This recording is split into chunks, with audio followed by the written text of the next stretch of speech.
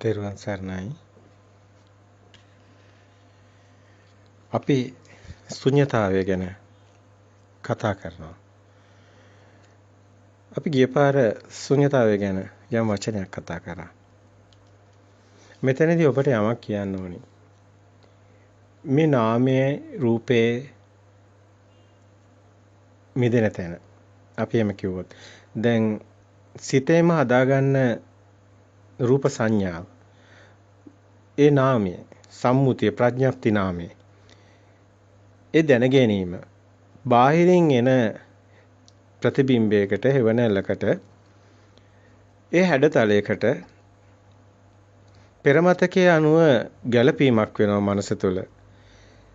මේ මනෝවිඤ්ඤාණය කියන මනෝවිඤ්ඤාණයේදී ඒ ස්කන්ධ විඳීම් හැඳිනීම් දැන ගැනීම නිසා ඇතිවන දැන ගැනීම බාහිර දෙයක් වෙන්නේ නැහැ. ඇත්තට මේක හිතේම හදාගෙනයි බලන්නේ. අපි මේ හිතේම හදාගත්ත දේ බාහිරට අයිති නැහැ.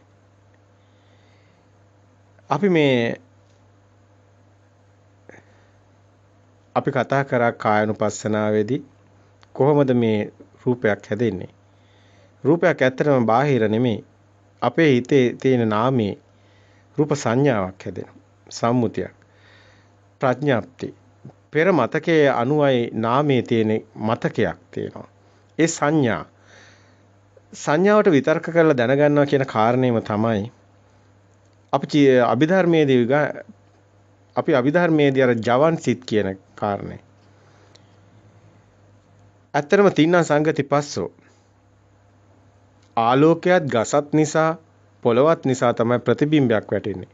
මෙන්න මේ ප්‍රතිබිම්බේ හෙවණැල්ල චක්කුංච පටිච්ච රූපේච උප්පච්චේ චක්කු විඥාන. ඇස කියන එක ආයතනයකදී ගත්තොත් මේ ඇස කියන ආයතනයේදී මේ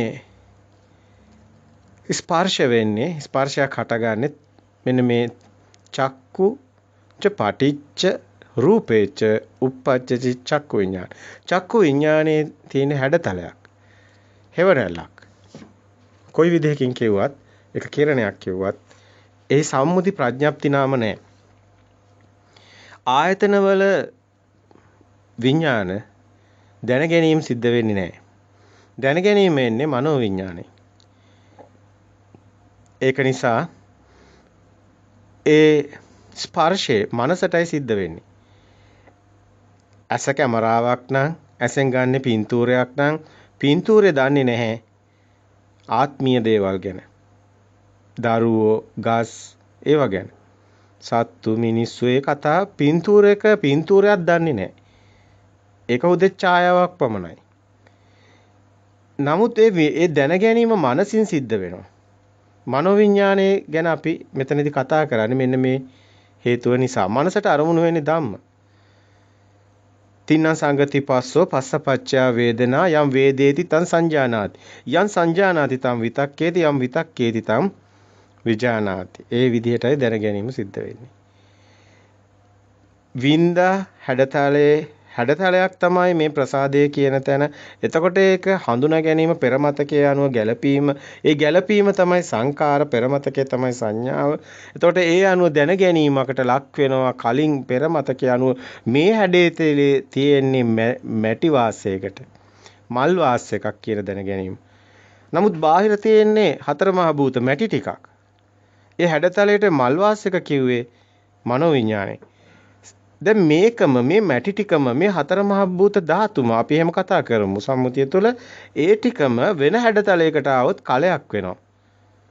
ඒ මැටි නමුත් මේ හැඩතලයට පෙරමතකයේ අනුව අපි ප්‍රඥප්ති සම්මුති නාමයක් තියෙනවා. ඒකට කලේ කියනවා. නමුත් අනිත් එකට ඒ හැඩතලයේ තියෙන එකට අපි කියනවා මල් වාස් එක. මෙන්න මේ වගේ එක හැඩතලයකට අපි කියනවා ඒ අම්මා. තව හැඩතලයකට අපි කියනවා නෑ ඒ නැන්දා. තව හැඩතලයකට අපි කියනවා ආයේ ආච්චි. තව හැඩතලයකට කියනවා මේ අපේ පවුලේ කෙනෙක් නෙමෙයි. එහෙම හැඩතලයක් අපේ පවුලේ අයගේ නෑ. දැන් මෙන්න මේ වගේ තමයි අපි මේ ප්‍රඥප්ති සම්මුති දැන ගැනීම කියන එක මනසෙන් හදාගෙනයි තියෙන්නේ. බාහිර නෙමෙයි. අපි හිතුවොත් මේ බාහිර ඒ බාහිර දෙයක් අපි හිතුවොත් අපිට දෙයක් හම්බ වෙනවා. එහෙම වුණොත් අපිට දුකක් හට ගන්නවා. ඇයි අපිට ඒ දේ නැති වුණොත් දුක එනවා. ඒ දේ විපරිණාම වෙනවා. පවතින්නේ අනිත්‍යයි, දුක්ඛයි, අනාත්මයි. අනිත්‍යයි. අනිත්‍ය නම් අනිත්‍ය නම් ඒක දුකට හේතු වෙනවා. අනිච්චතෝ දුක්ඛතෝ. යමක් අනිත්‍ය නම් මහණෙනි ඒට දුකට හේතුවයි. ඒ දුකට හේතුවක් වෙනවා. ඒ නිසා දුක හට ගන්නවා. ඉතින් ඔබ සංයුත්ත නිකායේ 4 වෙනි පිටකයට આવොත් ඔබට ගොඩාක් සූත්‍රවල මේක දැක ගන්න ලැබෙනවා. මේ ආයතනවල ගොඩාක් පැහැදිලි කිරීම් තියෙනවා සංයුත්ත නිකායේ 4 වෙනි පරිච්ඡේදය තුල. ඉතින් බුදුන් වහන්සේ මේවා මනාව දේශනා කරලා තියෙනවා. ආයතනෙන් ආයතනෙ එකිනෙකම දේශනා කරලා තියෙනවා. ඇස, කන, දිව, නාසය, කය මේ හැම එකම එකක් නෑ, හැම දෙයකම එකිනෙක පැහැදිලි කිරීම් තියෙනවා. ඉතින් ඔබටත් දකින්න ලැබෙයි මේක ඇත්තටම මනසින් හදාගෙනයි අපි ඉන්නේ. අපේ හිතේ ලෝකෙ හැදෙන්නේ. ඒකයි චිත්තේන නියති ලෝකෙ කියන්නේ. හැබැයි මේ හිතේ හදාගත්ත හැඩතලේ ආයි අපි බාහිරින් අපි පෙන්නවන්න තියෙන්නේ. අරක තමයි මම දැක්කේ. මේක එක වේගයෙන් සිද්ධ වෙනවා. ඒ ක්ෂණයෙම අර ටෙනිස් බෝලයක් අපි කියන්නේ බිම ගැහුවොත් ආයි පොළාපනිනවා කියලා ආයි උඩ බම්ප් වෙනවනේ. මෙන්න මේ වගේ අපි දකින්නේ ඇත්තටම මෙහෙන් ඇවිල්ලා ආයි පිටට ගිහිල්ලා. අපිට මේ කෙලිම එළිය පේනවනේ මේ අපි ආයි හිතින් අරගෙන ආයි එළිය බලනවා. අපිට ඒක වේගෙන් සිද්ධ වෙන හින්දා පේන්නේ නැහැ. සමුදේ පේනවා අත්තගමේ පේන්නේ නැහැ. මේක හටගෙන තනම නිරුද්ධ වෙනවා. මේ සිත මේ දැන් මේ මොහොතේ ඔබට සිතක් පහළ වෙනවා. එතන තියෙන පෙනීමක්. පෙනීමක් නම් ඒක චක්කු විඤ්ඤාණ සිතක්. හැබැයි මේ චක්කු විඤ්ඤාණ සිත මේ මොහොතේ ඔබ දැක්ක එක සිතක්. ඔබට දැන් සද්දයක් යන එක ඊගාව සිත. ආයෙ ඔබට පේන මොකක් කරේ ඒක අනිත් සිත. සිතෙන් සිත ඇති වෙනවා නැති වෙනවා ඇති වෙනවා නැති වෙනවා. මේ තමයි සිතුවිලි සංසාරේ. මේ ක්ෂණික සිත තුළ ඉපදීම මරණය තියෙනවා. මේ මොහොතේම හටගෙන නිරුද්ධ වෙනවා. අවුත්තා සම්භූතං උත්ථානං භවිස්සති පෙර නොතිබීම හටගත්තා ඉතුරු නැතුවම නිරුද්ධ වුණා. දැන් මේ තමයි පෙළ දහම. දැන් මේක ඇත්තටම ඔබ ප්‍රායෝගිකව ඔබේ ජීවිතයට සාන්දිටික වෙන්න ඕනේ. ඒ කියන්නේ ප්‍රත්‍යක්ෂ වෙන්න ඕනේ. ඔබ එදිනෙදා එන හැම අරමුණක්ම දකින්න ඕනේ. ඔබ නුවණින් දකින්න ඕනේ. හොඳ මනා නුවණක් ඕනේ. මනා සිහියක් ඕනේ. ඒ ප්‍රතිපදාව මේ පරතෝഘോഷයේ ඇති කෙනාට සුතවත් ආර ශ්‍රාවකයාට සත්‍ය ඥානය කියන්නේ යන්නේ දැනගත්ත කෙනාටයි කරන්න දෙයක් පනවන්නේ. සත්‍ය ඥානය ඇති කෙනාටයි කෘත්‍ය ඥානය පනවන්නේ. එහෙම වුණොත් තමයි ඔහුට ඵලයක් හම්බ වෙන්නේ. කෘතඥාණයට හේතු වෙන්නේ. නමුත් අපි මේ ඵලපස්සවත් අපි එහෙම අදහස් නැහැ. අපිට මේ සත්‍ය අවබෝධ කරගන්න විතරයි අවශ්‍ය වෙන්නේ. සත්‍ය අවබෝධ කිරීම තුළ අපි අවබෝධ කරන්නේ අපේ හිතමයි. අපේ හිත අවබෝධ වුණු තැන අපිට මේ සිත හැදෙන හැටි දැක්ක තැන සිතේ මායාවට අපි රැවටෙන්නේ නැහැ. එහෙම වුණොත් සැපේ කිය අර මුවෙක් වගේ වතුර කිය මිරිගුවකට රැවටිලා දුවන එක මේ සිතේ නවතිනවා. එහෙම වුණොත් අපේ සිත සැනසීමටපත් වෙනවා. අපේ සිත දුකට වැටෙන්නේ අන්න අපේ සිත දුකෙන් මිදෙනවා. ඉතින් අපි දුකෙන් මිදෙන මගකුයි අපි කතා කරන්නේ. දුකට හේතුව බාහිර දෙයක් හට ගැනීමමයි. දේ හටගන්නේ හිතේමයි. සමුදය එහෙමනම් මේ අවබෝධ වෙන තැනයි Nirodhe මිදීම සිද්ධ වෙන්නේ. මේ Nirodheට යන්නේ. නමුත් මේක නිකන් වෙන්නේ නැහැ. එන හිත දකින්න ඕනි. එන හිත දකිමින් සත්‍ය දකින්න ඕනි. සත්‍ය පෙන්වන්න ඕනි හිතට. ඒකට වීරියක් ඕනි. චන්දං ජනේති වායමති විරියං ආරහති චිත්තම් පග්ගන්හාති පජහති. මේ කියන්නේ සතර සම්‍යක් ප්‍රධාන වීරිය වැඩෙන හැටි. මේ චන්දං ජනේති ඔබට දැන් ඡන්දයක් තියෙනවා. මොකද හිත දැකීම සඳහා වෑයමක් තියෙන වායමති වීරියක් තියෙන ආරහති චිත්තං මේ සිත චිත්තං පග්ගඤ්ඤාති පජත් සිතෙන් සිත මුදව ගැනීමට සත්‍ය දකින්න වෙතයි ඒක වෙන්නේ.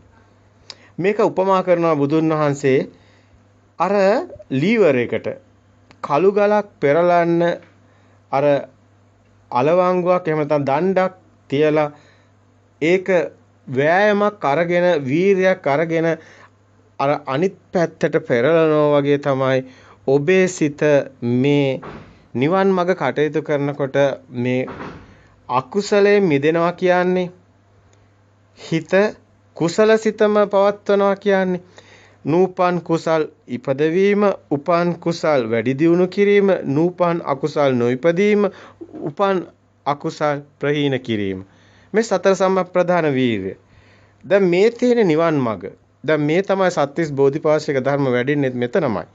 සතර ඊර්ධිපාද, සතර බ්‍රහ්ම විහරණ මෙතනමයි තියෙන්නේ සතර පංච ඉන්ද්‍රිය ධර්ම. සද්ධා මේ සද්ධාව දැන ගැනීම, වීර්ය ගන්නවා මේක පෙන්වන්න. සද්ධා වීර්ය සතිය මේ සත්‍ය දකින්න තැන සතියක් තියෙනවා. ඒක අනිමිත්ත හැබැයි සතිය මේ ප්‍රභේද කීපයක් තියෙනවා. සමතේ වඩනකොට සතියක් තියෙනවා. මේක නෙමෙයි. දැන් මෙතන සද්ධා වීර්ය සතිය එනේන අරමුණු දකින්න සතිය. ඒ තුල සමාධියක් තියෙනවා. ඔබ ඒ தත්වෙටමපත් වෙලා ඔබට ප්‍රත්‍යක්ෂතාවයට එන තැන ওই සමාධිය තියෙන්නේ. ඕක මේ සමතේ තුල පාවෙන සමාධිය නෙමෙයි. මේ ද්වයං වදාමි කියන තැන ආර්ය අෂ්ටාංග මාර්ගයේ කියන බුදුන් වහන්සේ අරියට්ටාංගිකෝ මග්ගෝ ධම්ම වදාමි මේක දෙආකාරයක් තියෙනවා. ලෝකෝත්තර භූමියේ තමයි මේක හම්බ වෙන්නේ. හැබැයි මේ සද්ධා වීර්ය සති සමාධි ප්‍රඥාව වැඩෙන්නේ මෙන්න මේ සිතින් සිත මිදෙන තැනයි ප්‍රඥාව වැඩෙන්නේ. දැන් අපි බලමු මේ කියපු කාරණාව සියලු බුදුවරු දේශනා කරනවා. මේ ලෝකේ මේ තාක් බිහි වුණු සියලුම බුදුවරු කරන දේශනාවක් තියෙනවා. ඔබ එය දන්නවා. සබ්බ පාපස්ස අකරණං කුසලස්ස උපසම්පදා සතිත්ත පරියෝ දපනං ඒතම් බුද්ධානුශාසනං.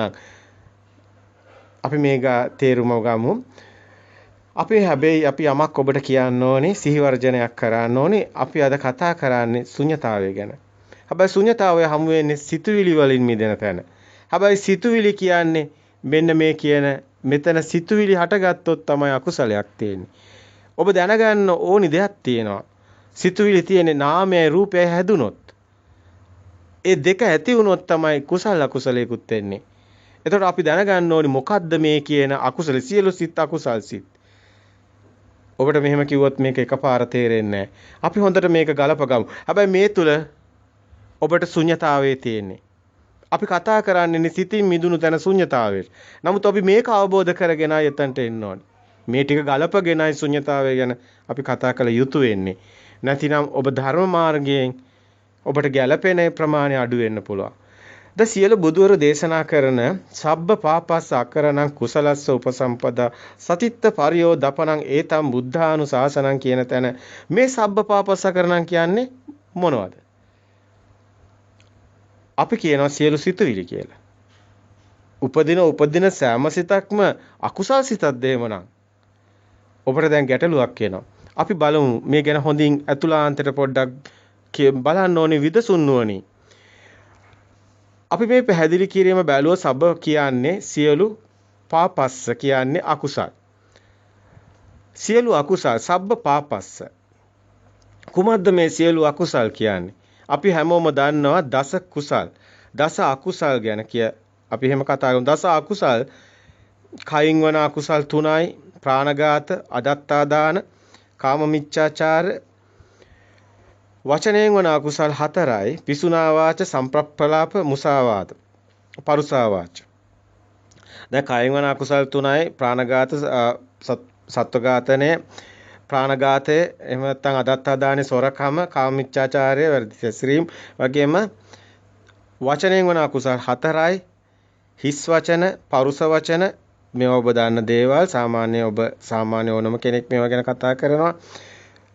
වචනයෙන් වන අකුසල් පිසුනා වාච, සම්ප්‍රප්පලාප, මුසාවාද, පරුසාවාද. එතකොට සිත, කය, වචනය. එතකොට ඔබට කයින් වන අකුසල් 3යි, වචනයෙන් වන අකුසල් 3යි, සිතින් වන අකුසල් 3යි. අවිජ්ජා, ව්‍යාපාද, තීන මිද්දේ. ඒ සිතින් වන අකුසල. එහෙම නැත්නම් රාග, දේශ, මෝහ. ඒ ගන්නෙත් ඒකමයි. සිත හටගන්නේ රාග, දේශ, මෝහ. සිත් නම් ඒ තියෙන්නේ සිතින් වන අකුසල්. එතකොට මේ තමයි දස අකුසල්. ධර්මයේ සඳහන් වෙනවා. ඔබ පංසල් ගන්නෙත් මේන් කොටසක්. එතකොට අපි බලමු මේ අපේ සිත, කය, වචනය යන තුන් දොරින් සිදුවන අකුසල් ගැන ධර්මයේ සඳහන් වන ඒ ප්‍රසිද්ධ කාරණා ඔබ හිතනවට වැඩිය ගැඹුරු තැනකට අපි ඔබ මෙතනදී පැහැදිලි කිරීමකට යනවා.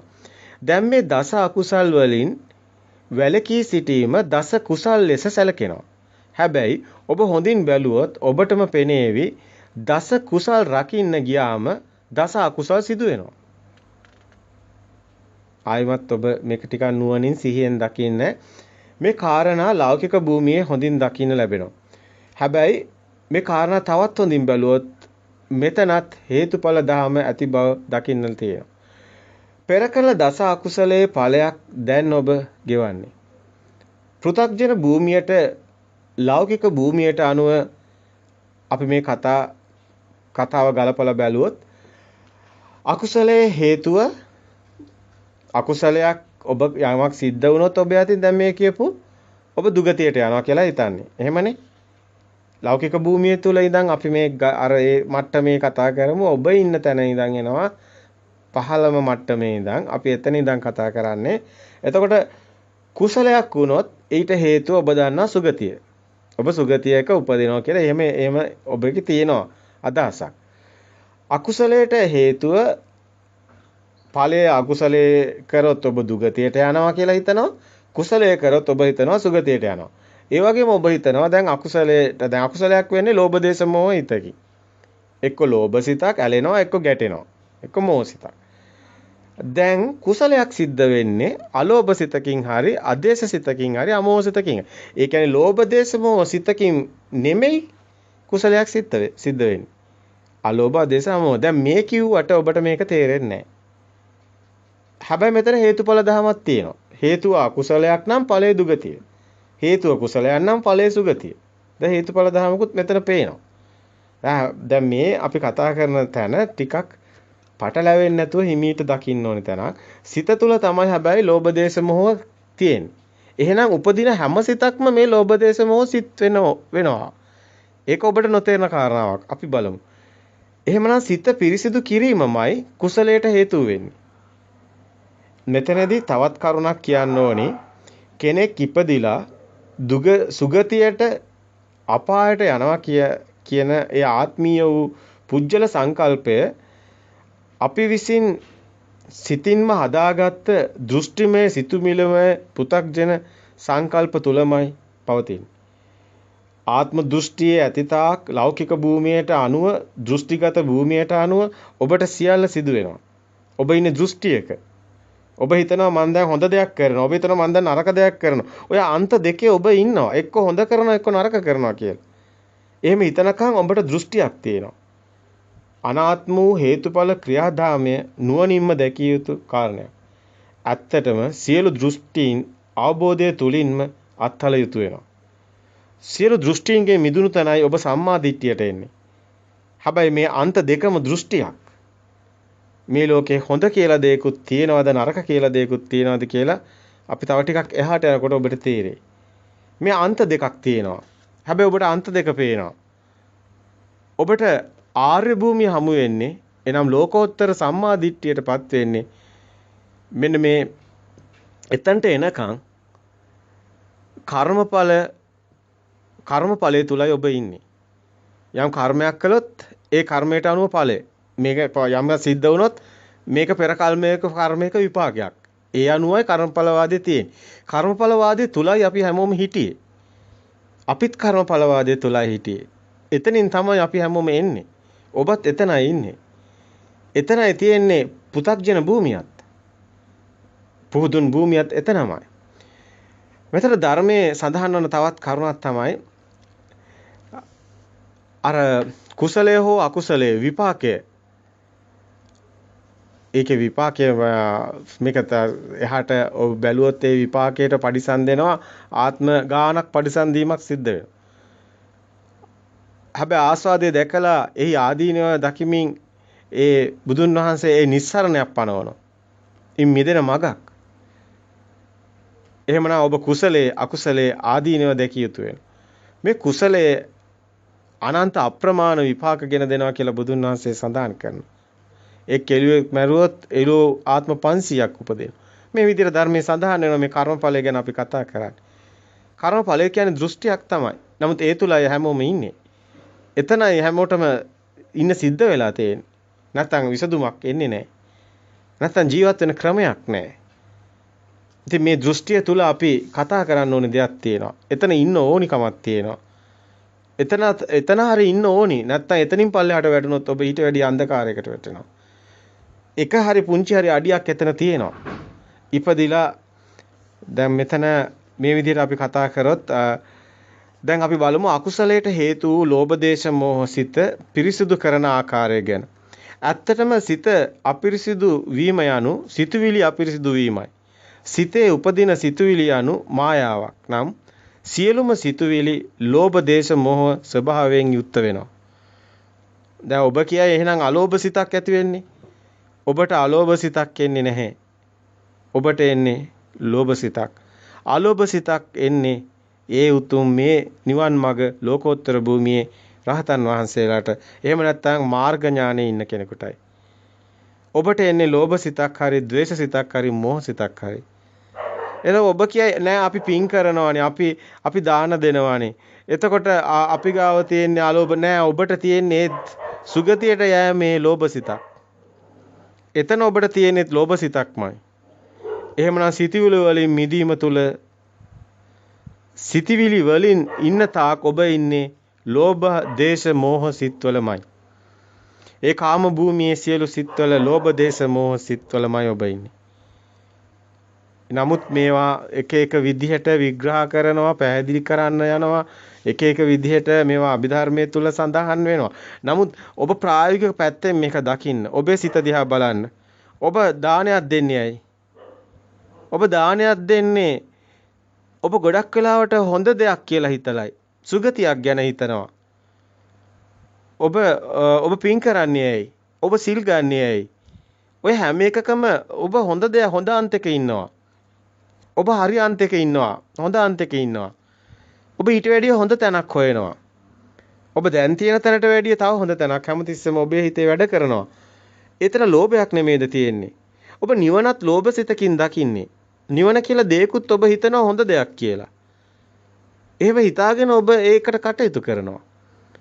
හැබැයි ඒකට කවුරු හරි බාධා කරොත් ඔබට ද්වේෂය ඇති වෙනවා. ඒක ද්වේෂ සිතක් එනවා. හැබැයි මේ දෙකම නැතිවට ඔබට මෝහය තුල තියෙන්නේ මේ දෙකම සිද්ධ වෙන්නේ අවිද්‍යාව නිසා. නොදන්න කම තියෙනවා. හැබැයි නොදන්න කම කියන්නේ මෝහ සිතක්. හැබැයි මේ ලෝභ දේශ මොහ සිතින් පිට සිතක් අපිට සාමාන්‍ය මිනිස්සෙකුට උපදින්නේ නැහැ. එහෙම උපදින්න හේතු නැහැ. ඔබ අන්ත දෙකක කැරකෙනවා. එක්කෝ හොඳ අන්තේ එක්කෝ නරක අන්තේ. ඒ අන්ත දෙකම තියෙන දෘෂ්ටියක. හැබැයි නිවන කියන්නේ ඔය අන්ත දෙකෙන්ම මිදුණු පැත්තක්. ඒ අන්තයක් නැහැ. ඒක මධ්‍යම ප්‍රතිපදාව කියන්නේ. එහෙමනම් සිතිවිලි වලින් මිදීම තුලිනුයි සිත පිරිසිදු කළ හැකි වන්නේ. සිතවිලි වලින් මිදීම තුල. සිතවිලි හට ගැනීම නවත්තන්න බෑ. හැම මොහොතෙම මේ සිත ක්ෂණයක් මේක සිත් වැල් යනවා. වැස්ස වහිනවා. ඒ වගේ තමයි මේ සිතවිලි එනවා. ඇයි එහෙම කියන්නේ? සිතක් හැම මොහොතෙම සකස් වෙනවා. එහෙම නැති වුණොත් ඔබ මැරිලා ඉන්න ඕනේ. ඒ කියන්නේ ඔබට හුස්මවත් වැටෙන්න විදියක් නැහැ. සංකාර තුනම නවතින්න ඕනි. මනෝ සංකාර, කාය සංකාර, වචී සංකාර තුනම නවතින්න ඕනි. එහෙම වුණොත් සිතක් නැති වෙනවා. සිතක් නැති වෙන්නේ හැම ෂණයකම සිතක් හට ගන්නවා. ඒ සිත ඉපද නිරුද්ධ වෙලා ඊගව සිත හට ගන්නවා. හැබැයි ඔබ සතිය වඩනවා කියන්නේ මොකද්ද? සතිය වඩනවා කියන්නේ එකම සිත තියා ගන්නවා. දැන් කමඨහනක් ගන්නවා කියන්නේ දැන් ඔබ නීල කසීනේ වඩන. දැන් අපි තුමු ඔබ දන්නවා කසීන භාවනා. එහෙම නැත්නම් ඔබ දන්නවා 40 කමඨහන්. දැන් අපි කතා කරොත් එහෙම ඔබ ගත්තොත් එහෙම මේ හැම සමතේ වඩන සමත නිමිති ඒ සමත කමඨහන් සියල්ලගම තියෙන්නේ එක නිමිත්තක හිත පිහිටවන එක. දැන් හුස්ම දිහා බලනවා කියන්නේ හුස්මෙම හිත පිහිටවනවා. හැබැයි එතන නිමිත්තක් තියෙනවා. එතකොට එක නිමිත්තක ඉන්න එක සතිය වඩනවා. එතන සමතේ වඩනවා කියලායි කියන්නේ. ඒ කියන්නේ සිත වෙන නිමිති ගන්නෙ නෑ. වෙන අරමුණු වලට දුවන්නේ. හැබැයි එකම අරමුණ නැවත ගන්නවා. ඔබ මේ දකිනවා. ආයි දකිනවා. අපි તો ඔබ බිත්තිය දිහා බලනවා. දැන් මේ බිත්තිය ඔබ දකිනවා. ආයිමත් ඒ බිත්තිය දකිනවා. ආයිමත් ඒ බිත්තිය දකිනවා. ආයිමත් ඒ බිත්තිය දකිනවා. එකම බිත්තිය සිතුවිලි වැල් දකිනවා. දැන් මේ විදිහට බුද්ධානුස්සතිය වඩනවා කියන්නේ ඔබ බුදු පිල්ම දිහා බලාගෙන එකම බුදු පිල්මේ මේ නැවත නිමිත්ත එකමයි. හැබැයි සිතක් හට ගන්නවා නිරුද්ධ වෙනවා ආය හට ගන්නවා නිරුද්ධ වෙනවා. හැබැයි එකම නිමිත්ත. බුද්ධානුස්සතිය වඩනවා. ඒ වගේම තමයි මානසික අරමුණු ගන්න දැන් මේක අපිට ගොඩාක් කියන්න තියෙනවා. එහෙම වුණොත් ඔබට නීල කසීන නීල පීත ලෝහිතෝදාත කියලා දැන් මේ නිල් පාට රවුමක් ඇඳලා බිත්තියේ මැද තිතක් තියලා ඒ නිල් පාට ඒ රවුම දිහා අඟල් 12ක විතර රවුමක් ඇඳලා අපි දන්නවා නිල් පාට කරකපු ඒ නිල් පාටම නිමිත්ත ගන්නවා. දැන් එහෙම සිතේ ඉන්න පුළුවන්. සිත පිට යන්නේ සිතේ අරමුණේ තියාගත. එයා බෙතන සමතේකුත් තියෙනවා. ඒකට සමාධිය. ඒක වේදේ තුල තියෙන ඒක සමාධියක්. ඒකේ පුළුවන් අරූප ධානය වලට යන්න. ඉතින් ඒක පා වෙන තැනක්. ඒක නිවන නෙමෙයි. අනිත් එක ඒක ලෞකිකයි. ඒ කියන්නේ ඒක පිරිනව කොයි වෙලාවෙ. සදාකාලික නෑ. එහෙම තියෙන්නේ කොයි මොහොතේ හරි ටෙනිස් බෝලේ යට තියන් හිටියා වගේ මේ ආනෙඤ්ඤාபிසංකාර. ඒකත් සසරමයි. ඒක නිවන නෙමෙයි. ඒ නිවන් මඟ නෙමෙයි. ඒ Hindu ආගමේ තියෙන්නේ. ඒ කියන්නේ Hindu භාවනා ක්‍රම. ඒක බුදුදහම නෙමෙයි. පටලව ගන්න එපා. දෘෂ්ටියකට පැටලෙන්න එපා. දැන් මෙතන තමයි සමාජය හිර වෙලා ඉන්නේ. සමාජය එතනින් ගොඩ ගන්නත් අමාරුයි. මොකද ඒ තුළම දෘෂ්ටිගත වෙලා. ඉතින් දෘෂ්ටියට දානත් ගොඩක් අය ඉන්නවා. භික්ෂුන් වහන්සේලාත් ඒ වෙනුවෙන් ඉන්නවා. හැබැයි මෙතන මේක අවශ්‍ය විපස්සනා ඕනි වෙන තැනක් තියෙනවා සමතේ. දැන් ඔබේ හිත විසිරෙනවා නම් ඔබට බෑනේ විපස්සනාවක් කරන්න. අයියේ ඔබ විපස්සනා ගැන දන්නවනම් ඔබ දන්නවා එනේන සිත දකින්න ඕනි. එනේන සිත දකිමින් මිදෙන්න ඕනි. දැන් මේ සිත දැන් ඔබ දන්නවා රූප සිතක්, ඊගව සිත ශබ්ද සිතක්, ඊගව සිත තව එකක්. දැන් මේක එකට දකින්නේ කොහොමද? මේක එන වේගෙන් සිද්ධ වෙනවානේ. එන වේගෙන් මේ සිත ඇති වෙලා නැති වෙනවානේ. ඊගව වේගෙන් මේ ක්‍රියාවලිය සිද්ධ වෙනවානේ.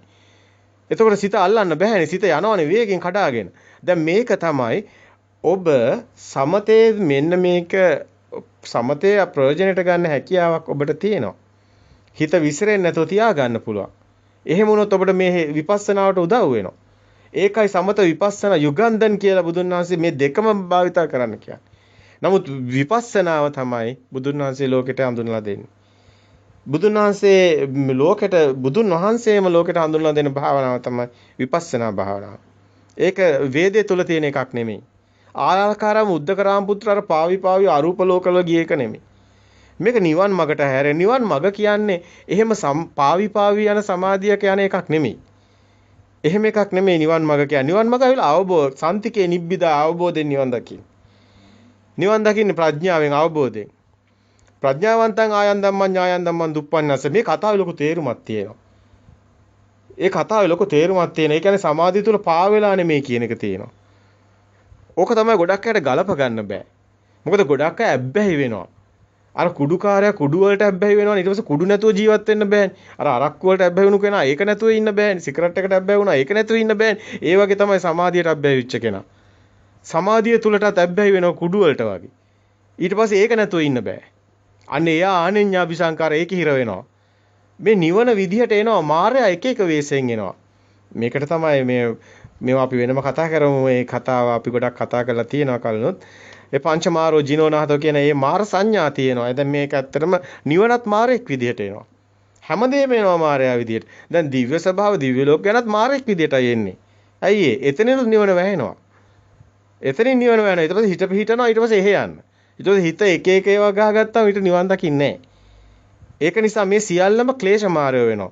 ස්කන්ධ මාර, ක්ලේශ මාර, අபிසංඛාර මාර, මාර මාර, දේවපුත්ත මාර මේ පංච මාර දැනගන්න ඕනේ. මේවා හිතේමයි හටගන්නේ. ඒක ක්ලේශ මාර, ස්කන්ධ මාර කියන්නේ හිතේනේ. විඳීම හැදෙන ස්කන්ධ කියන්නේ. එතකොට මේක හිතේ හටගන්නේ. මාරයා ඉන්නේ හිතේ. තමන්ගේ හිතමයි මාරයා වෙන්නේ. තමන්ගේ හිතමයි මාරයා. ඒ කියන්නේ සිතුවිලිමයි මාරයා කියන්නේ. ආත්ම තණ්හාවෙන් තමයි රාග දේශ මොහ සිතක් උපදින්නේ. පෘථග්ජන භූමියේ සිතමයි මාරයා. මොකද නිවන වැහෙන තැනයි මාරයා පෙන්වන්නේ. නිවන හැමතිස්සෙම මේ සිත ආසාවට බරයි. සිත හැමතිස්සෙම හොඳක් හොයනවා. සිත හැමතිස්සෙම හොයනවා අபிසංකරණයක්. සිතට ඕනි හැමතිස්සෙම ප්‍රගමනයක්, දියුණුවක්. සිතට ඕනි අන්තයක්. අපි කතා කරමු තව ඉස්සරහට යමු. එතකොට මේ සිතුවිලි වලින් හැබැයි මිදුණු තැන තමයි එහෙමනම් කුසලයේ කියන එක තියෙන්නේ. සිතුවිලි තියෙන තැන කුසලයේ නෑ. දැන් කුසලයේ අකුසලයේ වෙන් කරගන්න ඕනි. මොකද්ද මේ කුසලය? මොකද්ද මේ සබ්බ පාපස්ස කරන? එතකොට සියලු සබ්බ කියන්නේ සියලු, පාපස්ස කියන්නේ සියලු පාප. අකුසලයක්. එතකොට මේ අකරණ. සබ්බ පාපස්ස කරන කුසලස්ස උපසම්පදා. එතකොට කුසලස්ස උපසම්පදා කියන්නේ සිතවිලි වලින් මිදෙන්න ඕනි.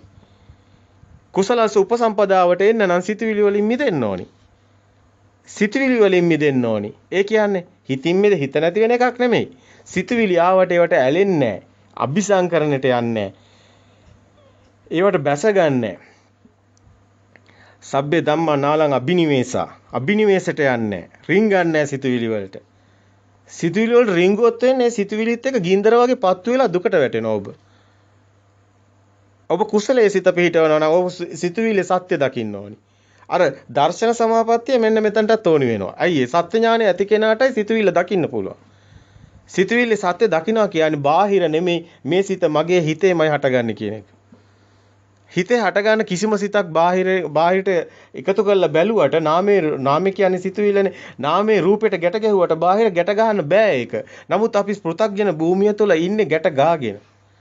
අපි හිතන්නේ මේ දරුවා නිසා සැප වෙන්නේ කියලා. දරුවා නිසා දුක එන්නේ කියලා. නමුත් ඔබගේ හිත නිසායි ඔබට සැප දුක එන්නේ.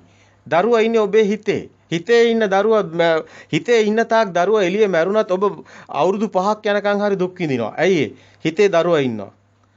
හිතේ දරුවා ඉන්නකම් ඔබ දුක් විඳිනවා. මේක දුකේ ප්‍රභේද තියෙනවා. මම දන්නවනේ 3 ආකාරයකට මේක එනවා. නමුත් අපි මේ හැම මාත්‍රකාවටම එකපාර අපිට යන්න බෑ. අපි ඒක නිසා මෙන්න මේ සබ්බ පාපස්ස කරණං කුසලස්ස උපසම්පදා කියන තැනට මෙමු. එතකොට සිතවිලි වලින් මිදීම යනු සතිය පිහිටවීම මෙතනදී වැදගත් වෙනවා. ඒ කියන්නේ සතිය සිතවිලි නැති තැනක් සතියක් තියෙනවා. සතියේ වැදගත්කමක් මෙතන තියෙනවා. හැබැයි සමතේ නෙමෙයි මේ සතිය කියන්නේ. මෙතන සතිය තියෙනවා. හැබැයි ඔබ මේ කාරණා බොහොම සියුම්. සිතවිලි නැති තැනක් තියෙන්නේ. සිතවිලි වලින් මිදුණු තැන. සිතවිලි නැති වෙනවා නෙමෙයි. සිතවිලි එනවා යනවා. නමුත් ඒ සිතවිලි වලින් මිදීම කියන තැන මේ මොහතට අවදිය කියන තැන සතිය පිහිටනවා කියන තැන මෙතනමයි ශුන්‍යතාවයේ තියෙන්නේ. ඇයි එහෙම කිව්වේ? නාමය දැන් හිතේ හදාගත්ත දේ බාහිර නෙමෙයි. දැන් කපුටගේ සද්දයක් එනකොට ඔබ දන්නවා මේ කපුටෙක් කියලා. දැන් කපුටගේ සද්ද නම් එන්නේ ඔබ කපුට කොහෙද ඉන්නේ? කපුට බාහිර නැහැ. කපුට ඔබේ හිතේ සම්මුතියේ ඉන්නවා. බාහිර හතර මහ භූත විතරයි. බාහිර ඔය හැම එකටම ගිනි කුරක් ගහම පිච්චිලා යනවා. ඒ කියන්නේ බාහිර තියෙන එකම જાතිය ඒවා. නමුත් හිතේ තියෙනවා එක එක හැඩතල වලට එක එක නම්. එයාට පොල් කිච්ච කියනවා, අරයට කපුට කියනවා, අරයට ගිරව කියනවා, තව මයිනා කියනවා. ඔය වගේ එක එක නම් තියෙනවා. ඕවා හිතේ දැන් සිතුවිලි. දැන් විදේශ රටකට ගියොත් ඔබ ඉංග්‍රීසි රටකට ගියොත් ඉංග්‍රීසි භාෂාව වෙනින් ඒවා කියනවා. දෙමළ කතා කරන අය වෙනින් ඒවා කියනවා. ඕක තව ජපානට ගියොත් ඒගොල්ලෝ වෙනින් ඒවා කියනවා. දැන් මේ නාමයන් වෙනයි. නාමයේ අනුව දැන් නාමයන් කියන්නේ සම්මුති. අපි දාගෙන තියෙන්නේ. ඒවා තියෙන සිතුවිලි වල. ඒ අනුව දුක එනවා. බාහිර නෙමෙයි. දැන් බාහිර ඇවිල්ලා හතරමා භූත විතරයි. ඔය මොන හැඩතලයකවත් ඒක ඒ ගහ කියන්නේ මම අඹ ගහක් කියලා. ඔබ කියනවා ඒක අඹ ගහක් කියලා. එතකොට ඔබේ සිතේ අඹ ගස් තියෙන්නේ. එතකොට සම්මුති ලෝකෙක ඔබ ජීවත් වෙනවා. ඔබට අඹ ගස් තියෙනවා, කොස් ගස් තියෙනවා, අඹ තියෙනවා, කොස් තියෙනවා. ඔකට ගොඩාක් ಜಾති තියෙනවා. ඔබ බාහිර කිසිම දෙයක් නැහැ. ඔය තියෙන සම්මුති තියෙන මිනිස්සුන්ට විතරයි. ඔය තියෙන සම්මුති තියෙන ඒ අයට විතරයි. සත්තුන්ට හරි මිනිස්සුන්ට හරි සම්මුතිය හැමෝටම තියෙනවා. හැමෝ ගාම ඔය වගේ සංඥා තියෙනවා. සංඥාව කියන්නේ සම්මුතිය. නමුත් ඒක බාහිර එහෙම ලෝකයක් නැහැ ඇත්තටම. ඒක ඔබට තේරෙන්නේ දැන් ওই රස්නි එහෙම වැඩුණා ඔක්කොම පිච්චිලා යනවා. ගස් ඔක්කොම පිච්චිලා යනවා. ආයි අර ගහ මේ ගහ කියලා කතාවක් නැහැ. අන්න ඒ වගේ මේ වෛරස් එකක් ආව මිනිස්සු ඔක්කොම මැරෙනවා. ආයි අර මිනිහා මේ මිනිහා අර ආගමේ මේ ආගමේ කතා නැහැ. ඔක්කොම මැරෙනවා. අන්න ඒ වගේ බාහිර කියන එකේ ශුන්‍යතාව. මේ ශුන්‍යතාවය හරි ගැඹුරුයි. මේ සිතුවිලි නැති තැන තියෙන සිතුවිලි නැති නෙමෙයි. මේ වචනේ අපිට මේ වචන වලින් මේ දාම කියන්න බැරි හේතු තියෙනවා ගොඩක්. මොකද වචන හැදිලා තියෙන්නේ සම්මුතිය ඇතුලේ. මේ වචන බොරු වෙනවා. මේ ධර්මයේ එහාට යනකොට ඒකයි උපමා වලින් කියන්නේ. වචන වලින් කියන්න බැරි වෙනවා. වචනත් සම්මුතියෙන් අපි හදාගත්ත දේවල්.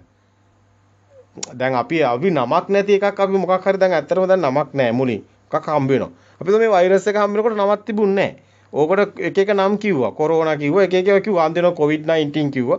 තව නම් කිව්වා. දැන් මේ අන්තිමට මේ නම් දාන්නේ කවුද? මිනිස්සුනේ. දැන් ඒක මොකක්වත් අන්තිමට නමක් නැති එක වගේනේ තියෙන්නේ මුලින්. පස්සේ නම් දාගන්නවා. දැන් ළමයෙක් ඉපදුනත් ඒ ළමයි ඉපදෙන්න කලින් නම් දාලා නැහැනේ. අන්තිමට ඉපදිලත් සතියක් දෙකක් සමහරවිට මාසයක් යනකොට නමක් නැහැනේ. ඊට පස්සේ නම් දාන්නේ කවුද? මිනිස්සුනේ. ඇයි ඒ? සම්මුති ප්‍රඥප්ති නැතුව මේ ලෝකයේ මේ පුහුදුන් මිනිස්සයාට යැපෙන්න බෑ. අන්තයට සිතුවිල්ලක් ඕනි. සිතුවිල්ලට නාමයක් ඕනි. එහෙනම් මේගොල්ලෝ නම් දාන්න ඕනි. අපිට හම්බ වෙන හැම එකටම නමක් නැති එක කියලා හරි හඳුන්වනවා.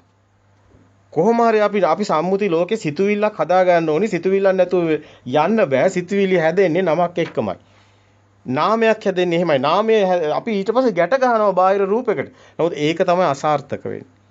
ඒක වෙන්නේ නැහැ. අපි ඒ වුණාට හිතනවා ඒක තමයි මේ බාහිර තියෙන්නේ කියලා. ඒක නිසායි අපිට දුක එන්නේ. අන්න එතන අපිට සිද්ධ වෙන ඒ මිරිඟුවකට රැවටිලා ඇත්ත කියලා වර මුවාට විච්ච දේ අපිට වෙනවා. මුවාට විච්ච දේ අපිට වෙනවා. අපි ඊට පස්සේ ඒකෙන් සැප දුක හොයනවා. අපි ඊට පස්සේ කොරෝනා වලින් දුක එන්නේ කියලා හිතනවා. කොරෝනා වලින් නෙමෙයි. ඒවා දැක්ක එක එක යන්න බෑ අපිට අංශවලට. දැන් මේ මාතෘකාව ඔස්සේම අපි එහාට යන්න ඕනි කමක් තියෙනවා. මේ සබ්බපාපස්සකරණ කුසලස්ස උපසම්පදා කියන තැන. එතකොට මේ සචිත්ත පරියෝදපණ දැන් මේ සිත দমনය කරන්න ඕනි. එහෙමනම් මේ සිතේ සිතුවිලි වලට ඉඩ දෙන්න බෑ. দমনය කරන්න ඕනි. එහෙනම් ඒවට සත්‍ය පෙන්වන්න ඕනි. ඇත්තනම් අපේ සිතුවිලි බොරු. මායා ලෝකේ. මාරු පමංච විඥානනේ සිතුවිලි කියන්නේ. සිතුවිලි මායාවක්. ඒ කියන්නේ ඒ මිරිඟුවක්. සංඥා මිරිඟුවනේ මිරිඟුවට සංඥා මිරිඟුවක්. එතකොට මේක මායාවක් මිරිඟුවක්. බොරුවක්. මේ බොරුව අපි රැවටිලා ඉන්නේ. රැවටිලායි අපි මේ සේරම අපිට දුකක් තියලා ගින්නක් තියෙනවානේ. අපේ හිතේ සැපත් ගින්නක්නේ. සැප හොයන එකත් ගින්නක්නේ. මිනිස්සු පත් වෙලා දුක් විඳිනවානේ. පත් වෙලා දුක් විඳින්නේ මේ සැපයි කියලා හිතාගෙනනේ. නමුත් ඒක අන්තිමටම මේ කිසිම තේරුමක් නැහැනේ. මිනිහා අන්තිමටම දිරලා වැටෙනකොට පොළවට අන්තිමට මිනිහා මහා දුකකට වැටලා තියෙන්නේ. අන්තිමට මහා තරංගයක දුවලා හති වැටලා අර මුවා නිකන් අර වතුරේ කියලා මිරිඟුව පස්සේ දුවලා හති වැටලා මැරෙනවා වගේ මිනිස්සුත් මැරෙනවානේ. මිනිස්සු සැපේ කියලා හිතාගෙන ওই දුවලා මැරලා වැටෙනවානේ. එකෙක්ටවත් සැපක් හම්බ වෙන්නේ නැහනේ. අවසානයේ එක ගයක් තියෙන එක ගෙවල් දෙකක් හදන්න යනවා වාහනයක් තියෙනවා තව එකක් ගන්න යනවා. ඒ වගේ මහා පිස්සුවක දුවනවානේ.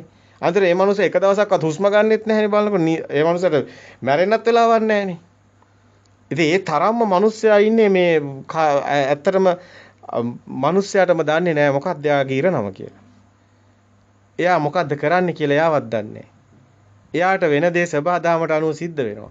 එයා ඒ සබහාදහම විශ්වාස කරන්නේ නැහැ. එයා හිතනවා ඒක තව කොහේ හරි ගැට ගහලා එක්ක දෙයියෝ කරලා දෙයියෝ මවලා එයා තමයි මේ කරන්නේ එයා තමයි සේම කරන්නේ ඒකට ගැට ගන්නවා. තව එක්කෙනෙක් ඊට පස්සේ තව එකකට ගැට ගන්නවා. එක එක ආගම් හදාගෙන එක එක්කෙනෙක් එක එකකට ගැට ගන්නවා. ඔය කෝකටවත් ගැට ගහලා වැඩක් නැහැ. මේකේ සබහාදහමක් තියෙනවා. ඒ සබහාදහමට හැමෝම යටයි. මේ අපේ ශරීරයේ සබහාදහමයි. ඉතින් අපි ඒක ඇතුළේ ඉඳගෙන තව එකක් අපිට කියන්න බෑ. මේ ශරීරයේ හුස්ම ගන්නෙත් ඔබ නෙමෙයි. ඔබ හුස්සලා හුස්ම ගන්නෙත් නෑ. ඔබ කැම දිරවන්නෙත් නෑ. ඔබ ලේ ඇතුළට යවන්නෙත් නෑ. ඔබ මේ ශරීරය ඇතුළේ කිසි දෙයක් කරන්නේ නෑ. ඔබ අන්තිමටම කියනවා ඒ උනාට ඒකේ ඉන්නේ මමයි කියලා. ඒක වෙන්නේ නෑ. ඔබට ඒක දිරණ එක නවත්තන්න පුළුවන්ද? ඔබට ඒ කෙස් සිදෙන එක නවත්තන්න පුළුවන්ද? ඔබට හැමරලි වැටෙන එක නවත්තන්න පුළුවන්ද? ඔබ පොළොවට පස් වෙන එක නවත්තන්න පුළුවන්ද? ඒකක්වත් ඔබට කරන්න බෑ. අන්තිමට ඔබ ඒකට ඔබේ කියන්නේ කොහොමද? ඔබට ඒක අයිතිත් නෑ. ඇයි ඒක මහ පොළොවේ පස් වලින් හැදිලා තියෙන්නේ? ඔබ මහ පොළොවේ තියෙන කෙසෙල්ක ගෙඩි ඒවා මේවා බත් ඒවා මේවා කාලා ඕක හැදුනා කියමු. ඕක දැන් ඔබට අයිතුනේ කොහොමද? ඕක පොළොවට නෑ අයිති.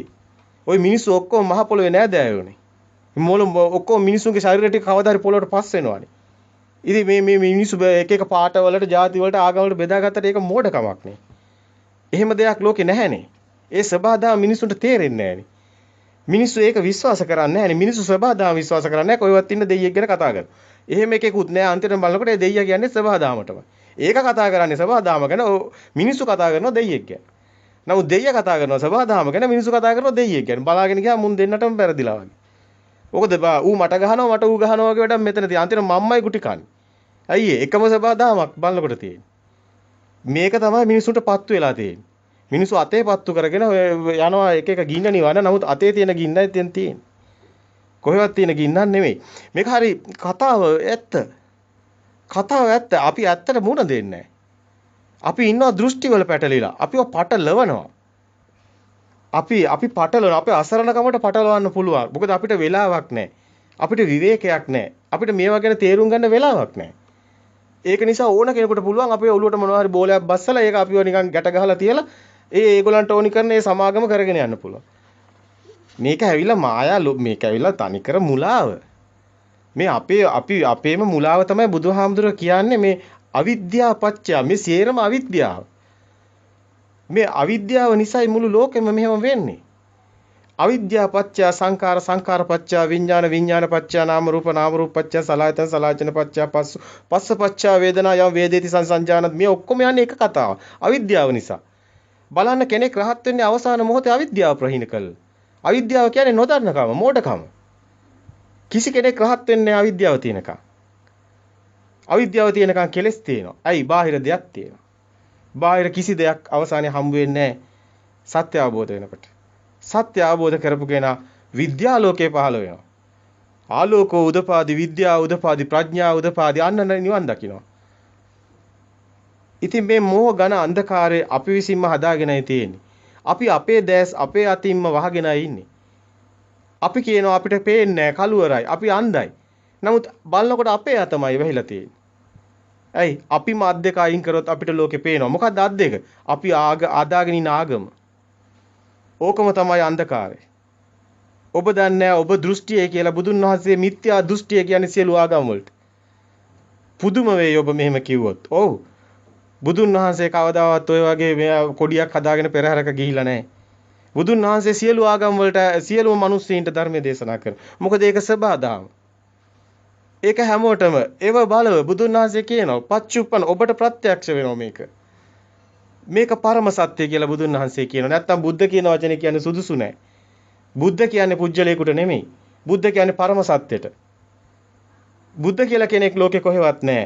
බුද්ධ කියන්නේ මේ සිතුවිලි වලින් මිදුනහම මේ සිතට හිස්තනක් හම්බ වෙනවා. ඒක බුද්ධක්ෂණය.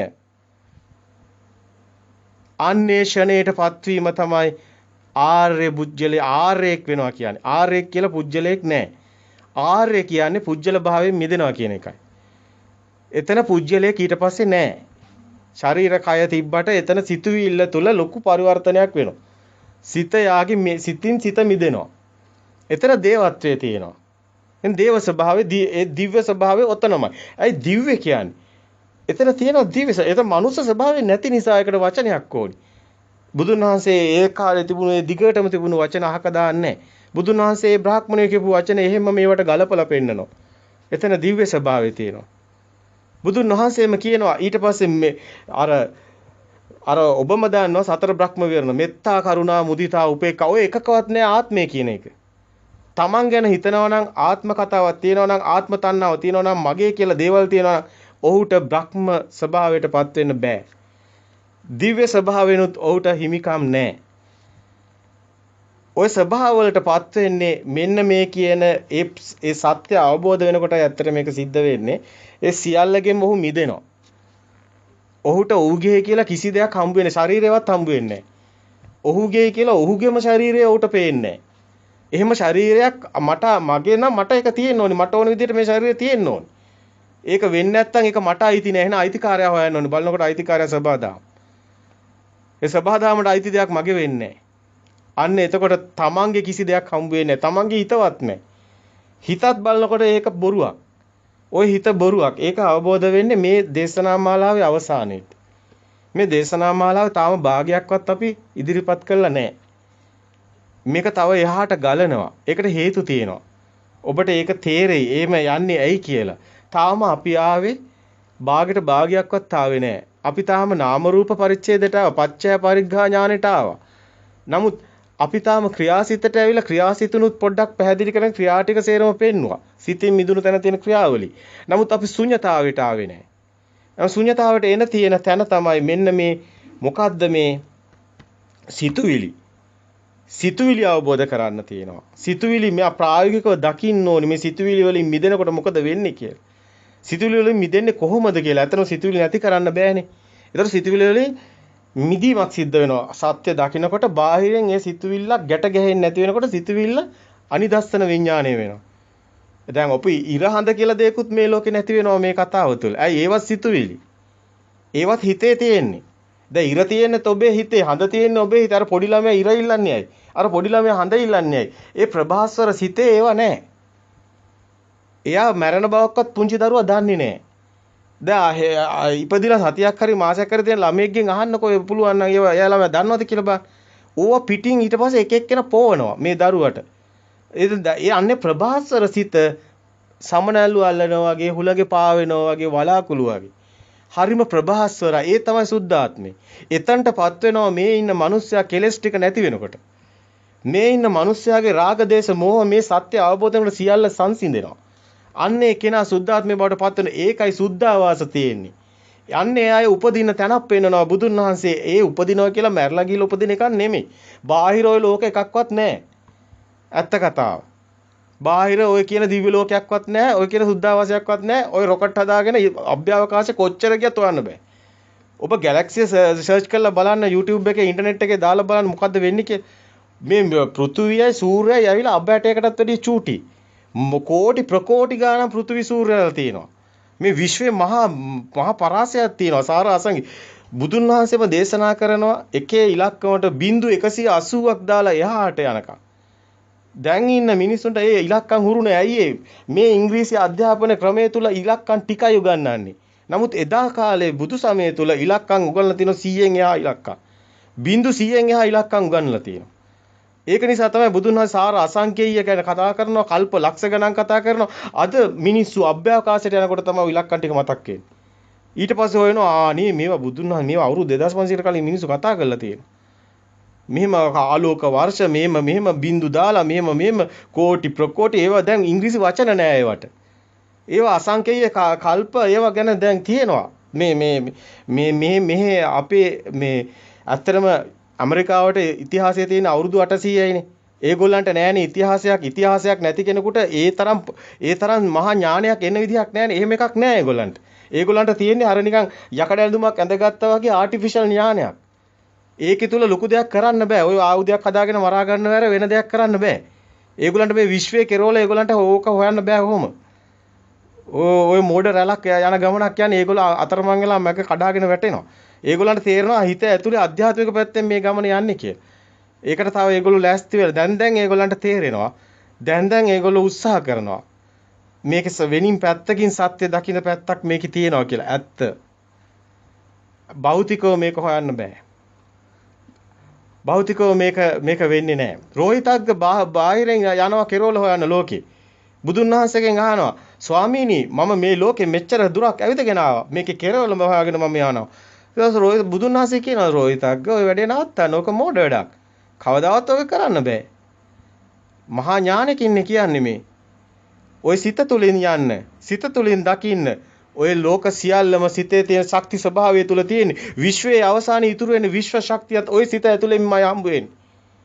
ඕක විශ්ව ශක්තිය මේ මුළු ලෝකෙම තියෙනවා. ඒක DNA RNA වර්ණ දෙක මොන විදියෙන් ගත්තත් හර්ට්ස් 20 මේ මොන විදියෙන් ගත්තත් ඔබ තාපේද ආලෝකයේද ශබ්දයේද සියල්ලම ශක්ති ප්‍රභේදයක්. බුදුන් වහන්සේ ඒක තමයි දේශනා කරන්නේ විශ්ව ශක්තිය ගැන. ඒ තුලයි තියෙන්නේ නිවනත්. ওই ශක්ති ස්වභාවය තුල සිතුවිලිත් තියෙන. සිතුවිලි වලත් තියෙන ශක්ති ස්වභාවයක්මයි. වෙන දෙයක් නෑ. ඔය අපි මේ කරන්ට් එක ගැන මෙච්චර කතා කරන්නේ. කරන්ට් එක ශක්තියක්. අපිට හම්බෙන භෞතික සාධකයක්. බුදුහාමුදුරන්ගේ කාලේ ඇත්තටම මේ ශක්ති ප්‍රභේද තිබුණේ නෑ. නමුත් අපිට දැන් මේ කරන්ට් එක උත්පාදනයත් එක්ක ලොකු කතාවක් තියෙනවා. ධන ඍණ කියන චුම්බකේ කැරකෙනකොට විද්‍යුතයක් හටගන්නේ කොහොමද? මේක කොහොමද හටගන්නේ? ඒ විදිහටමයි සිත ඇතුලේ ශක්තිය හටගන්නේ. අපේ මේ ඇඟ ඇතුලේ කොහොමද කරන්ට් එකක් තියෙන්නේ? මේ ඇඟ ඇතුලේ ස්නායු පද්ධතියක් තියෙන්නේ කොහොමද? කොහොමද මේක ඇතුලේ කරන්ට් එක ආවේ? කවුද මේකට කරන්ට් එක දැම්මේ? ඔබේ ශරීරයේ බිත්තියට තියලා කරන්ට් එකට ප්ලග් කරනවද? නෑ. එහෙනම් ශරීරය ඇතුලේ කොහොමද කරන්ට් එකක් හැදෙන්නේ? දැන් ඔබට තේරෙයි විඥාන ශක්තිය කියන්නේ මොකක්ද කියලා. මේක ටර්බයින් වෙනවා. මේක ශක්තිය ජෙනරේට් වෙනවා. මේකට සිතුවිලි ශක්තියයි කියන්න ඕනි. අන්නේ සිතුවිලි ශක්තිය තමයි චිත්ත ශක්තිය කියලා බුදුන් වහන්සේ පෙන්නන්නේ. ඒකයි චිත්ත චෛසික රූප නිබ්බාන කියලා බුදුහාමුදුරු කැඩුවේ.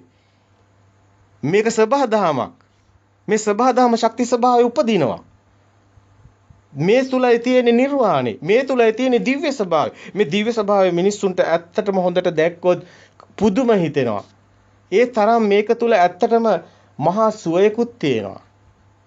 සිතුවිලි සියල්ලකම මිදෙනකොට එන සුවය අප්‍රමේය සුවයක්. ඒ සුවය මිනිස්සු විඳින කම්සැප නෙමෙයි. ওই භෞතික සැපය නෙමෙයි. භෞතික සැපේ අභිභවාගයේ 10000 ගුණයකට වැඩිය මහා අමරණීය සුවයක් තියෙනවා මේ ස්වභාවය තුල. ඔබට තාම මේක දැනিলা නැහැ. ඔබ තාම එතනටපත් වෙලා නැහැ. තාම ඔබට ප්‍රායෝගික අත්දැකීම් නැහැ. ඔබ ඉන්නේ බොළඳ මනසක් ඇතුලේ. කුකුල් පැටියා බිත්තර කට්ටේ හිර වෙච්ච මනසයි ඔබට තියෙන්නේ. ඔය කට්ට කුඩු කරන්න. ඔය කට්ට කුඩු කරලා ඔය මනස එළියට නිදහස් කරන්න. ඔබ මහා අමරණීයත්වයේ ඒ සදා සුවය ඔබට ලැබෙනවා. ඔබ මැරෙන දවසක් නෙමෙයි එන්නේ. ඔබ මැරෙන දවසක් ඒක බොරු කතාවක්. ඕක සම්මුතිය තියලා සියල්ලම බොරු වෙනවා. ඔය ශරීර කුඩුව පොළොවට පස් වෙන එක මරණය කියලා මිනිස්සු කිව්වට ඒක නෙමෙයි. එහෙම එකක් නැහැ. ඒක නෙමෙයි මේකේ කතාව. මේ සිත මේ මොහොතේම මේක සිද්ධ වෙනවා. මේ මොහොතේ ඔබ මරණය සමතික්‍රමණය කරනවා, ජය ගන්නවා.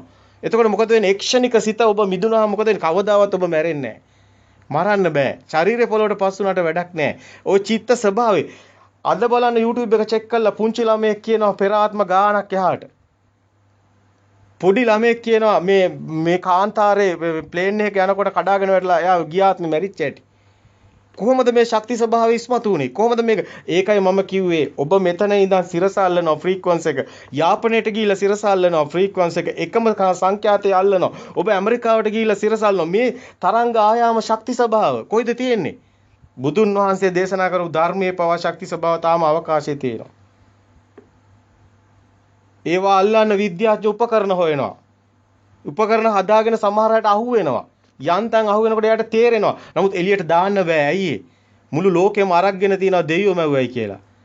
මේක දැන් දාන්න බෑ. හැබැයි මේ ශක්ති ස්වභාවයේ විද්‍යාඥයින්ට අහු වෙනවා.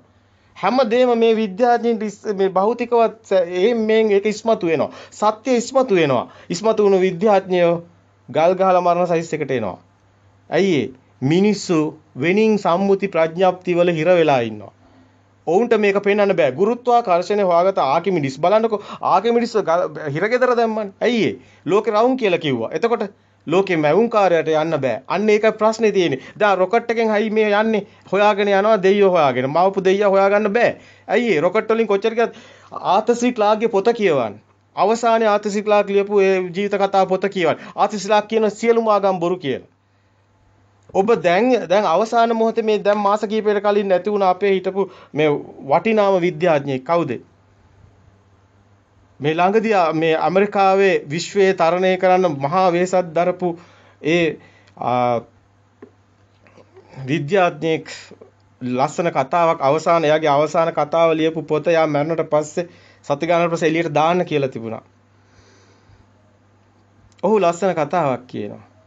ඔහු කියනවා මේ කොහෙවත් දෙවි කෙනෙක් මවපු කෙනෙක් නැහැ කියලා. ඔහු කියනවා මේ සබහාදාමයි කියලා. ඔහු ඒක කියන්නේ ඔහු කියන්නේ පරීක්ෂණ කළා විශ්වයේ තරණය කරන රොකට් හදලා ඔහු තමයි මේ දැනට තියෙන මේ විශ්වය සම්බන්ධ NASA ආයතනයේ ඒ දැනට ඔප්පු වීගෙන සියලුම ගොඩාක් ඒවා ඉදිරිපත් කරලා තියෙන්නේ. ඔහුගේ නම ඔහු පොඩ්ඩක් ඩිසේබල් කෙනෙක්. නම මට මතක හැටියට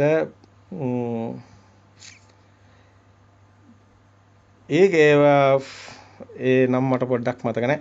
නමුත් මේ කියන කතාවල මේ විද්‍යාඥයින්ගේ ලොකු කතාවක් තියෙනවා. ඒක විද්‍යාඥයින් ඉදිරිපත් කරන කතාවම ඇත්තටම මේ සත්‍යයට ළඟයි. මේ සත්‍ය තමයි අපිට වැදගත් වෙන්නේ. අපි මේ සත්‍ය හොයන්නේ ඇයි? අපිට සත්‍ය නැතුව අපි අන්ධෙක් වගේ ජීවත් වෙන්න කැමති නම් අපිට පුළුවන් අන්ධෙක් වගේම මැරෙලා. කිසිම ගැටලුවක් නැහැ. අපි හීනෙට කැමති. අපි හීන බල බල ඉන්න ආසයි. රැට නිින්ද ගියාම දකින්න හීනෙටත් අපි හරි කැමති. අපි මේ එළි වෙලා දකින්න මේ ඇත්ත ලෝකේ තියෙන හීනෙටත් අපි කැමති. හීන බල බල ඉඳලා හීන බලවල හීනවල ඉඳලා අපි අන්තිමම අපරාධයක් අඬන්නේ කියලා මං කියන්නේ. ඔබ හීනෙට කැමති වුණා නම් ඔබ හීනෙ තුල විඳිනවා ඔබ හීනයක් කියලා දන්නේ නැත්තේ ඇයි? ඕක හීනයක්. සැබෑ ලෝකයේ හීනය මේ දකින්නේ. මේක බොරුවක්. මේක මායාවක්. මේ සත්‍ය හොයාගන්න ඕනි. මේ සත්‍ය ඔබ දකින්න ඕනි. සත්‍ය නම් ඔබ මැරිලා නෙමෙයි.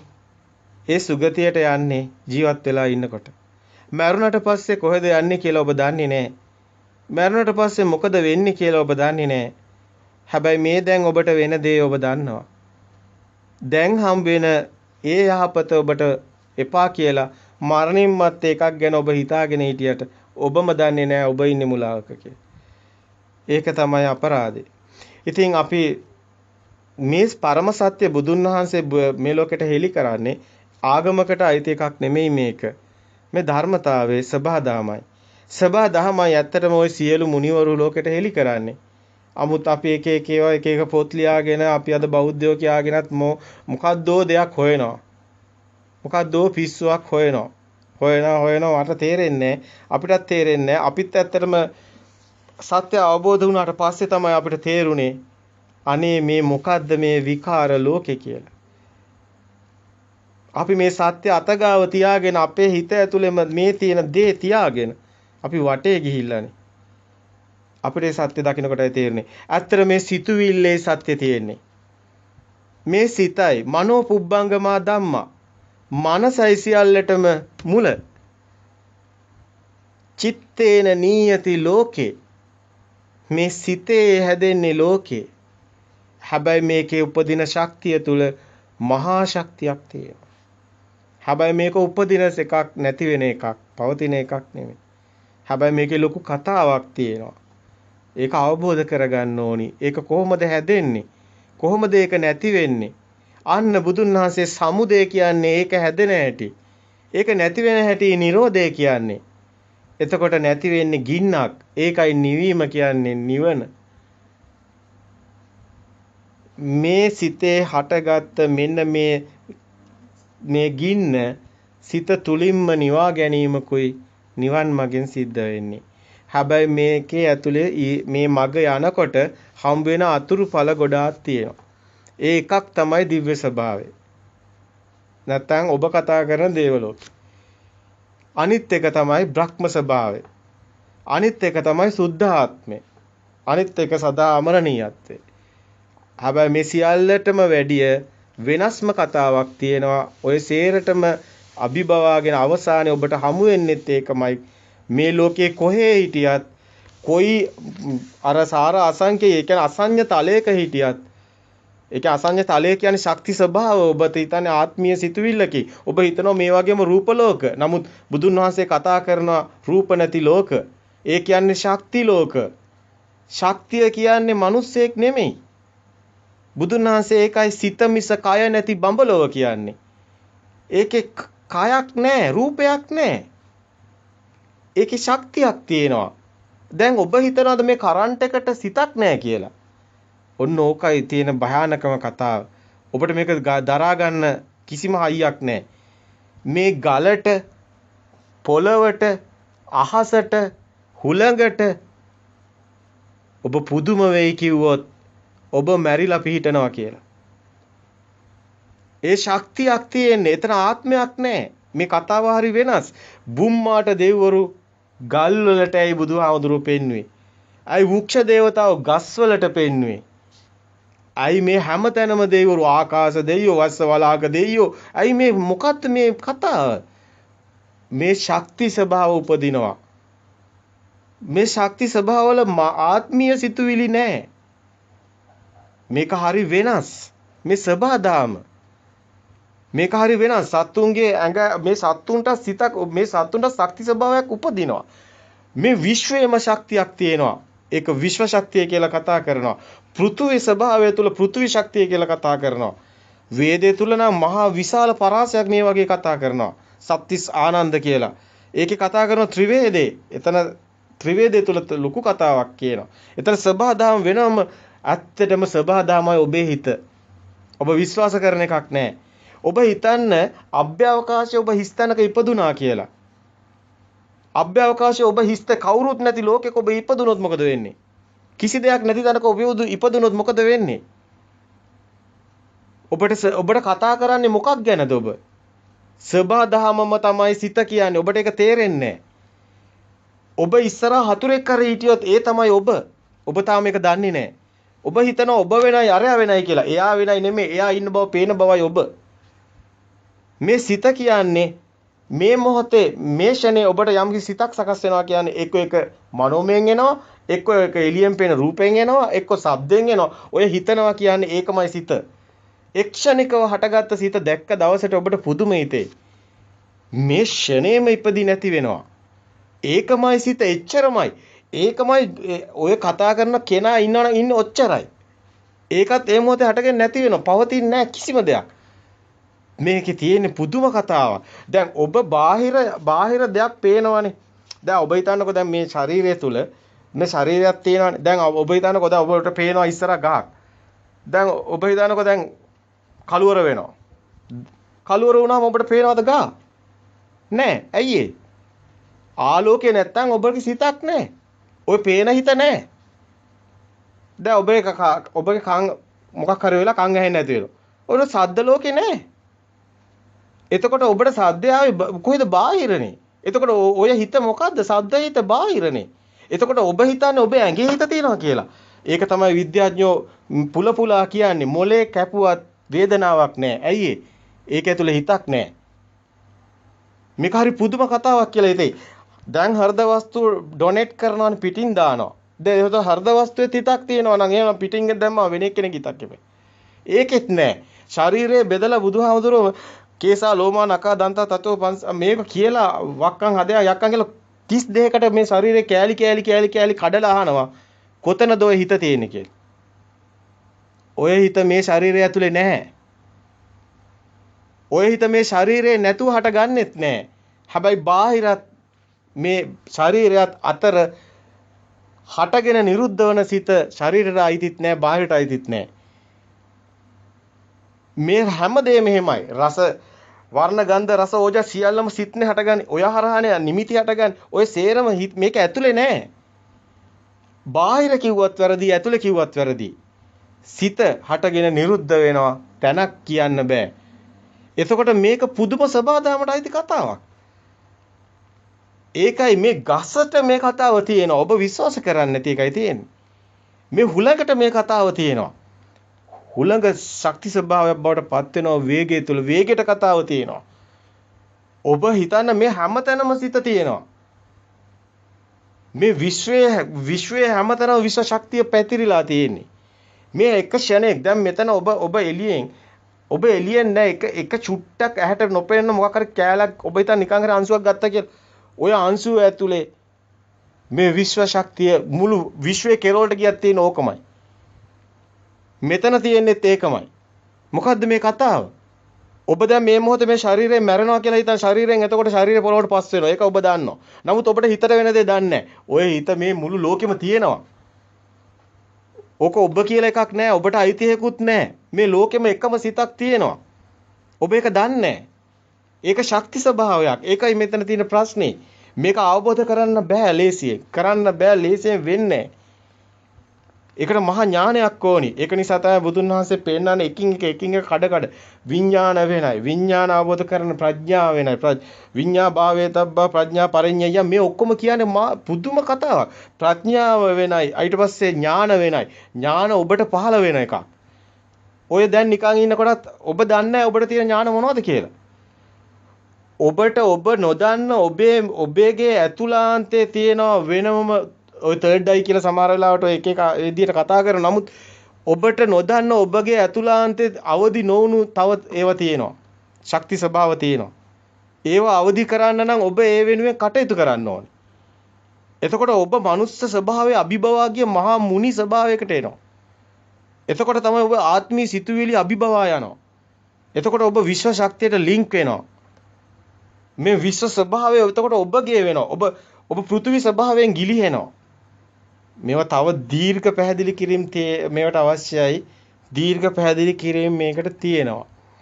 ඉතින් මේ වෙනම විෂය කතාවක් මේකේ තියෙන්නේ. නමුත් දැන් අපි අද කතා කරන්න ඕනි තැන සිතුවිලි වලින් මිදුණු තැන මෙන්න මෙතන ආර්ය ස්වභාවයටපත් වෙන තැන. මෙතන බුද්ධක්ෂණය හඳුනා ගන්න තැන මොහතට අවදි වෙන තැන මෙතන සතිය පිහින මේ කියන මොන වචන කිව්වත් මේකමයි. නමුත් මේ සම්මතේ නෙමෙයි. වරද්ද ගන්න නම් එපා වේදේ නම් නෙමෙයි. මෙතන ඊට වැඩිය සියුම් කතාවක්, අතිශය සියුම් කතාවක්. අපි ඒකේ වෙනස හොඳට ඉස්සරහට ගමු. දැනට අපි මේ නිවන මොකද්ද? සිතුවිලි මොකද්ද? සතිය මොකද්ද? මොහත මොකද්ද? එතකොට ශුන්‍යතාවය මොකද්ද? මේ ක්‍රියාවලිය මොකද්ද? මෙන්න මේවා තමයි ලියා ගන්න ඕනේ. මේ ටික අපි ගලප ගන්න ඕනේ. මේ අපි ඉස්සෙල්ලා අපි දැන් ඉන්න තැන හොඳට සුද්ධ කර ගන්න ඕනේ.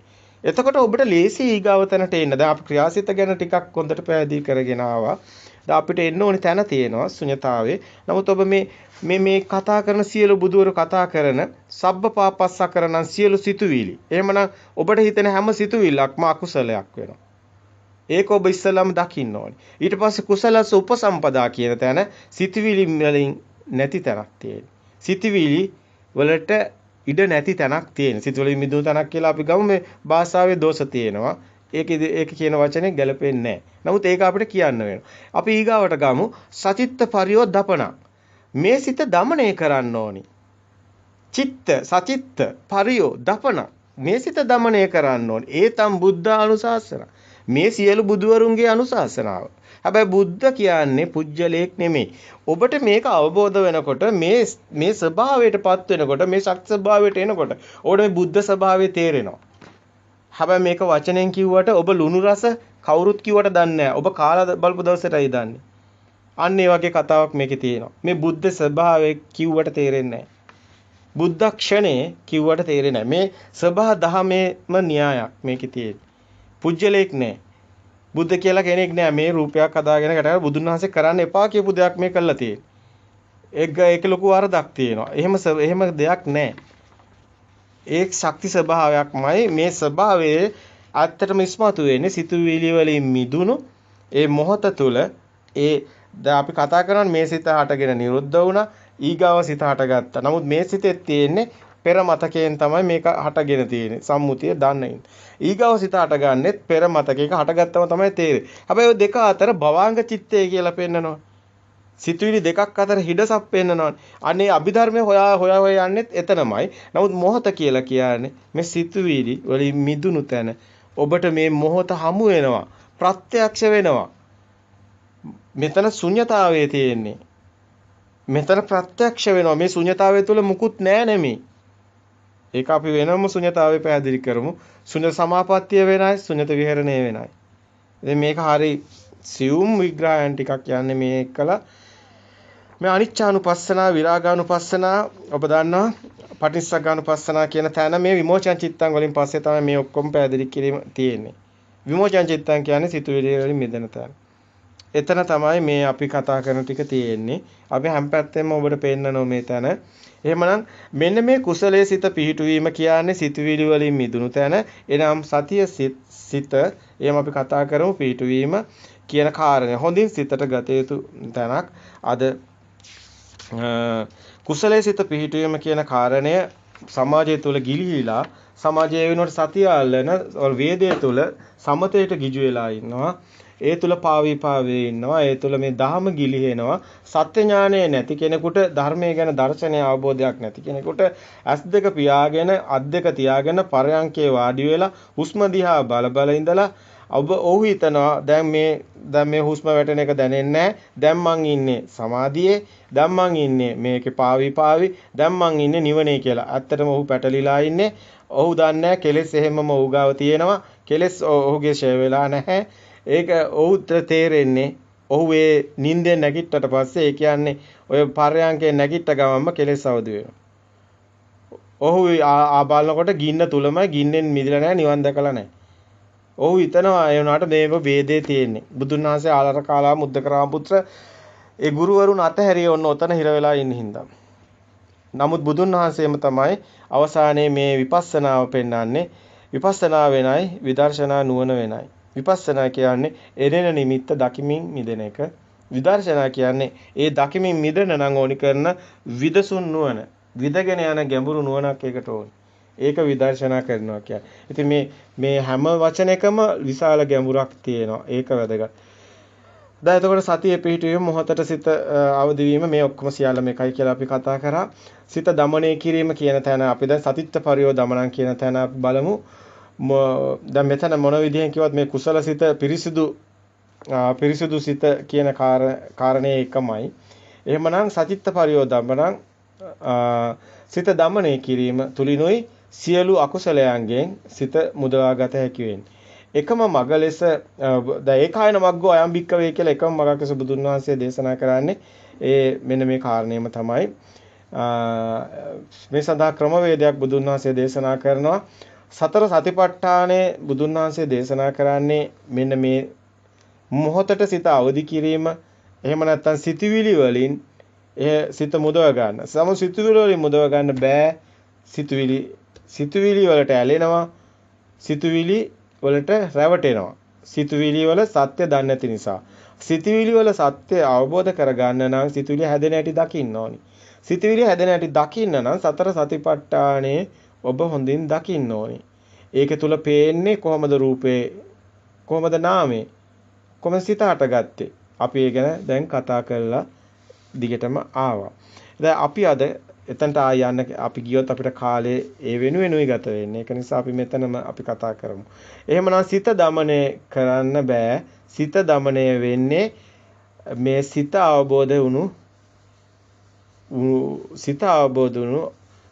අවබෝධ කිරීම තුළිනුයි සිත දමනය වෙන්නේ.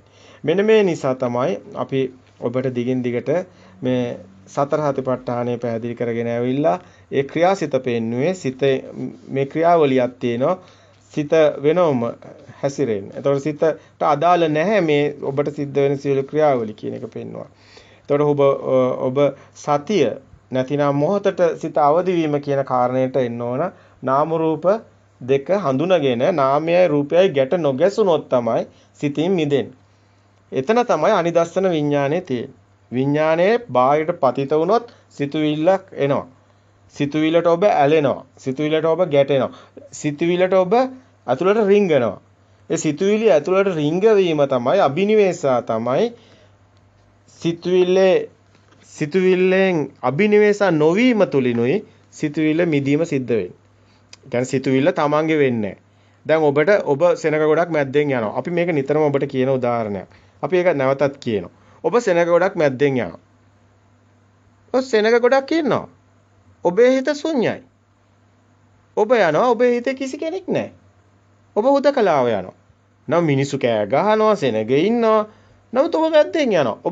ඔබ මේක සත්‍යයක් මේ ඔබට ප්‍රකාශ කරන්නේ මේක ඔබට අත්දැකීමක් කවදා හරි ලැබුණොත් අන්නේ ඔබ ශුන්‍යතාවය අඳුනගෙන තියෙනවා. ඒ ඔබ සැබෑම නිර්වාණ මාර්ගය තුල ඔබ මහා දියුණුවකට ලක්වුණු කෙනෙක්. අපි නම් කියන්නේ යන්නේ මුකුත් සෝවාන් සකදාගාමී අනාගාමී නම් කියලා ඔබ රාට්ටන්නේ යන්නේ. අපිට ඒව අදාළ නැහැ. අපි පේන්නනවා මේ සිතින් මිදෙන තැන. මෙතන ක්‍රියාසිත අපි දකිනවා. අපිට දන්නවා මේ ශුන්‍යතාවය කුමක්ද කියන එක. ප්‍රත්‍යක්ෂතාවය අනුව ඔබට ප්‍රායෝගික අත්දැකීම් විදිහට ඔබටම දකින්න පුළුවන්.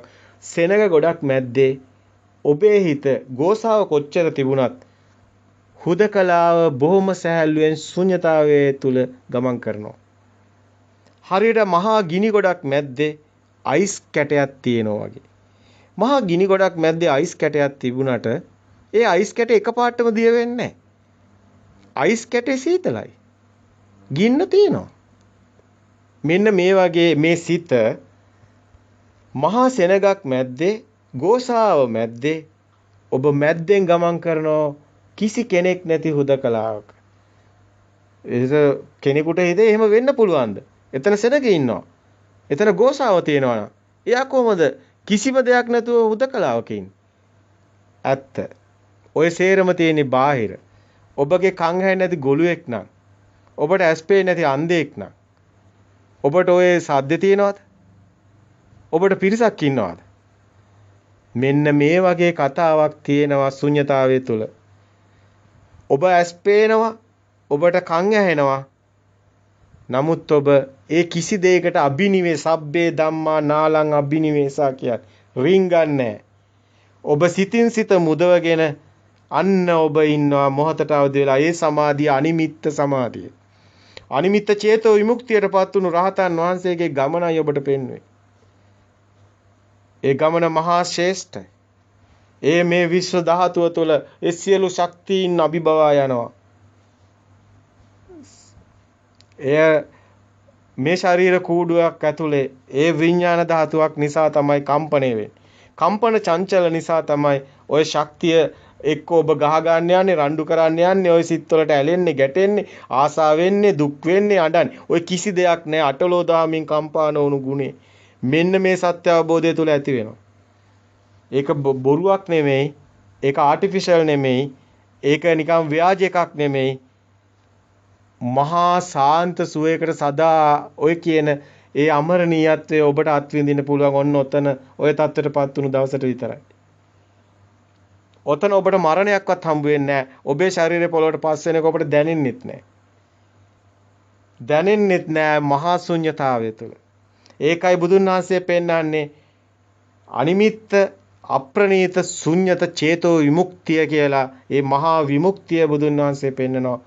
ඒ විමුක්තිය කියන්නේ මේ දිව්‍ය ස්වභාවයවත් බ්‍රහ්ම ස්වභාවයවත් ඔය කියන සුද්ධාත්ම ස්වභාවයවත් නෙමෙයි. ඒ සියල්ලගෙන්වත් මිදිලා. ඒ සියල්ල තුලත් තියෙනවා දෙයක්. හැබැයි මෙතන එහෙම දෙයක්වත් නැහැ. ඒ තරම්ම ගැඹුරුයි මේ කියන කතාව. මේක ප්‍රත්‍යක්ෂතාවයේ තුල කෙනෙකුට කියනවා අර කවදාවත් කියන්න බෑ. මේ කියන උදාහරණේ කිසි කෙනෙක් කවදාවත් මට ඇහිලා නැහැ කියනවා.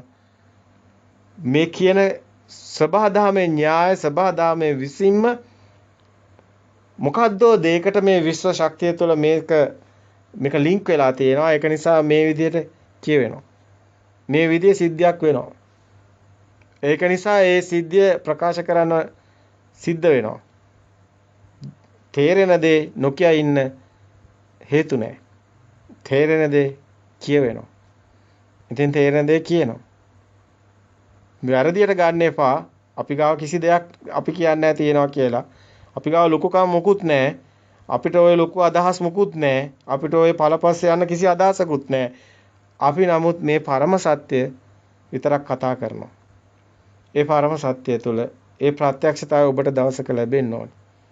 ඒක ලැබුණු දවසට කවදාවත් කාටවත් ඒක නෑ කියලා කියන්න පුළුවන් කමක් නැහැ. ඒක වෙනවා. මේ මුවින්ම පිට කරනවා විනා මේ සවනට කොහෙන්වත් මේ දෙයක් මට කිසිදාක ඇහිලා නැහැ. පොත්වලින්වත් දැකලා නැහැ. නමුත් මේක අපි දන්නවා මෙයයි පරම සෝය කියලා. මේක තව පැති ගොඩාක් තියෙනවා කතා කරන්න. තව මේ වගේ උදාහරණ ඔබට ඉදිරිපත් කරන්නත් තියෙනවා. ඉතින් බොහොම ටික ටික අපි යනවා ගමනක්. මේ ගමන තුල අවසානයේ අපි බලාපොරොත්තු වෙන්නේ නැහැ කිසි දෙයක්. අපි අවසානෙකුත් බලාපොරොත්තු වෙන්නේ නැහැ. අපි ඔහේ කියාගෙන යනවා විතරයි. සමහරට එක්කෙනෙක්ටයි මේක ඇහෙන්නේ. සමහරට දෙන්නටයි මේක ඇහෙන්නේ. ඒ තමයි මේ ලෝකෙන් මිදෙන අය. එච්චරයි අපි දන්නේ. ඒක හැමෝටම නොවන හේතුව අවසනාවන්තක්. ඉතින් ඒක හැමෝටම එහෙම තේරෙන්නෙත් නැහැ කිව්වත් ඇහුණත් වැඩක් නැහැ. අහුනොත් ඒගොල්ලෝ කරන්නේ බනින එක. ඒගොල්ලන්ට තේරෙන්නේ තේරෙන්නේ නැති කෙනාට මේක වදයක්. තේරෙන කෙනාට මේක මීපැණි. නොතේරෙන කෙනාට මේක වහකුප්පියක් වගේ. ඉතින් ඒක මේ ස්වභාවයේ අන්ත දෙක තමයි අපේ ලෞකික ස්වභාවය. අපි දැක්කා ඊයේ පෙරේදාත් අපි දැක්කා මේ වටිනා භික්ෂුන් වහන්සේලාට වෙන දේවල්. එහෙම තමයි මේ ලෝක ස්වභාවය. උන්වහන්සේ බොහොම සතුටින් ඒ ශරීර කූඩුව අත්හරින්නේ නැති. අපිට එහෙම හිතෙනවා. නමුත් කරන කෙනාට ලොකු කතාවක් ඇති. ඉතින් ඒක කතා දෙකක් නේද? අපිට මේ ශරීර කූඩුවේ ස්වභාවය ඒකම තමයි. කිසිම පළක් නැහැ. වී 20ක් වගේ මේ කොහෙද දිය වෙලා ගියාවේ කියලා අපේ උතුම් මුනිවරු කියනවා. ඒ ශරීර කූඩුවට වෙන අදහසක් නැහැ. අපි මේ ස්වභාවයේ දකිනවා. මහා උතුම් ස්වභාවයක් මේක. මේ තුල මරණයක් නම් කිසිසේත්ම නැහැ. මරණයක් අපි දකින්නෙත් නැහැ. අපි කවදාවත් මරණයක් දැන් දන්නේ නැහැ. මේ ස්වභාවයට පත් වුණාට පස්සේ ඒ ස්වභාවය තුල එයාට මරණයක් නැහැ. අපිට තේරෙන්නේ නැහැ මොකද්ද දැන් මරණය කියන එක. අපිට තේරෙන්නේ මේ ෂණේ මේක වෙනවා. මේ ෂණේ විතරයි. ඊගව ෂණේට මේ ෂණේ සම්බන්ධයක් නැහැ. ඒක වෙනම ෂණයක් ඒකත් එතනින් ඉවරයි. ඉතින් මේ හුලං හමනවා එච්චරයි. මේ හුලඟ යනකොට තව හුලඟක් හමනවා. ඒ හුලඟ යනකොට තව හුලඟ ගඟ ගලනවා. අයියේ මේ වතුර ටික යනකොට තව වතුර ටිකක් එනවා. වැස්ස වහිනවා. අයියේ මේ වතුර ටික වැටෙනකොට තව බිඳුවක් එනවා. කවුද කියන්නේ ගඟ ගලනවා කියලා? එහෙම දෙයක් තියනවද ගඟ අල්ලන්න පුළුවන්ද? ඔබට වතුර අවුවේ. ඔබට වැස්ස වහින ඔබට කවදා හරි වැස්ස අල්ලන්න පුළුවන්ද? ඔබට වතුර ටිකක් අවුවේ. කවදාවත් ඔබට හුලඟ අල්ලන්න පුළුවන්ද? ඒක කවදාවත් වෙන්නේ නැහැ. ඔබට කවදා හරි පුළුවන් වෙයිද? මේ සිත මේ ෂණේ හටගෙන නිරුද්ධ වෙනවා. ඊගව සිතත් යට නිරුද්ධ. මේක වැස්ස වගේ වහිනවා. මේ සිත කියන්නේ ඕකට සිත්වැල්. සසර සංසාර මේක. මේ සංසාරෙ මේ ඕක තමයි සංසාරේ. මෙරි මෙරි උපදින එකක් පෘථග්ජන භූමියේ තියෙනවා. ඒක අන්ධකාර භූමිය. ඝන මෝහ අන්ධකාර. ඒ කියන්නේ නොදන්න අය දෘෂ්ටිගල ඉන්න අයගේ. අපිට දෘෂ්ටි නැහැ. මේක අවබෝධ වුණාට පස්සේ උට දෘෂ්ටි නැහැ. උට ඉරක් හදක්වත් නැහැ. ඒකත් හිතේ තියෙයි. ඒකත් හටගෙන නිරුද්ධ.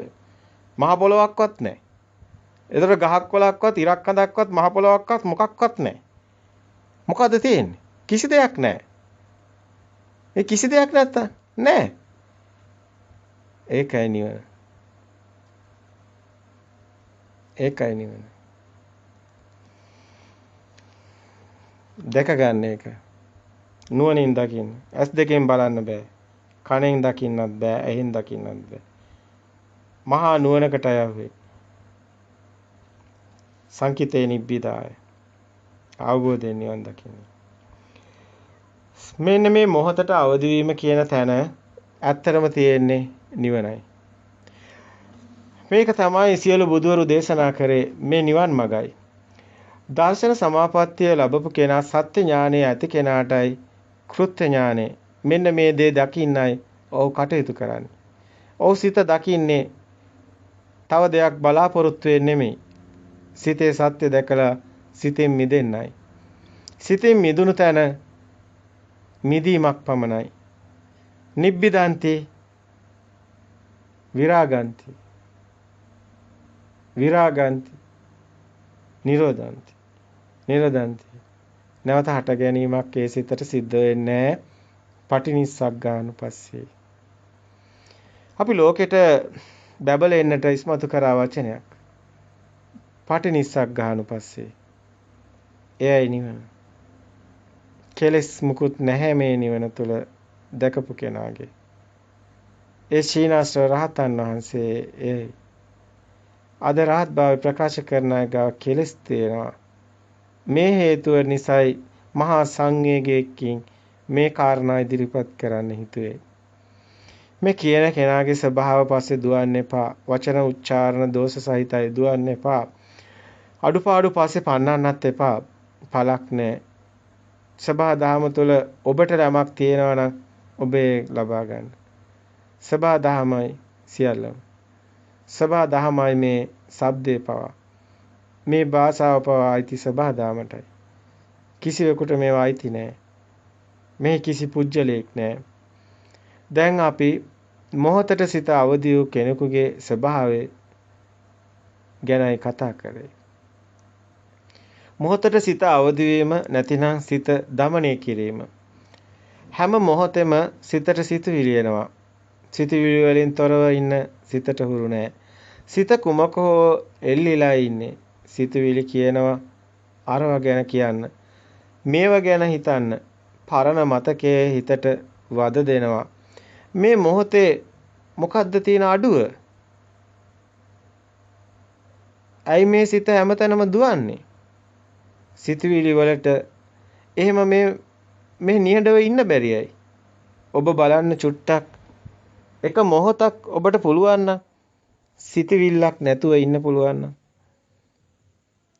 ඔබට පුළුවන් නම් උත්සාහ කරන්න.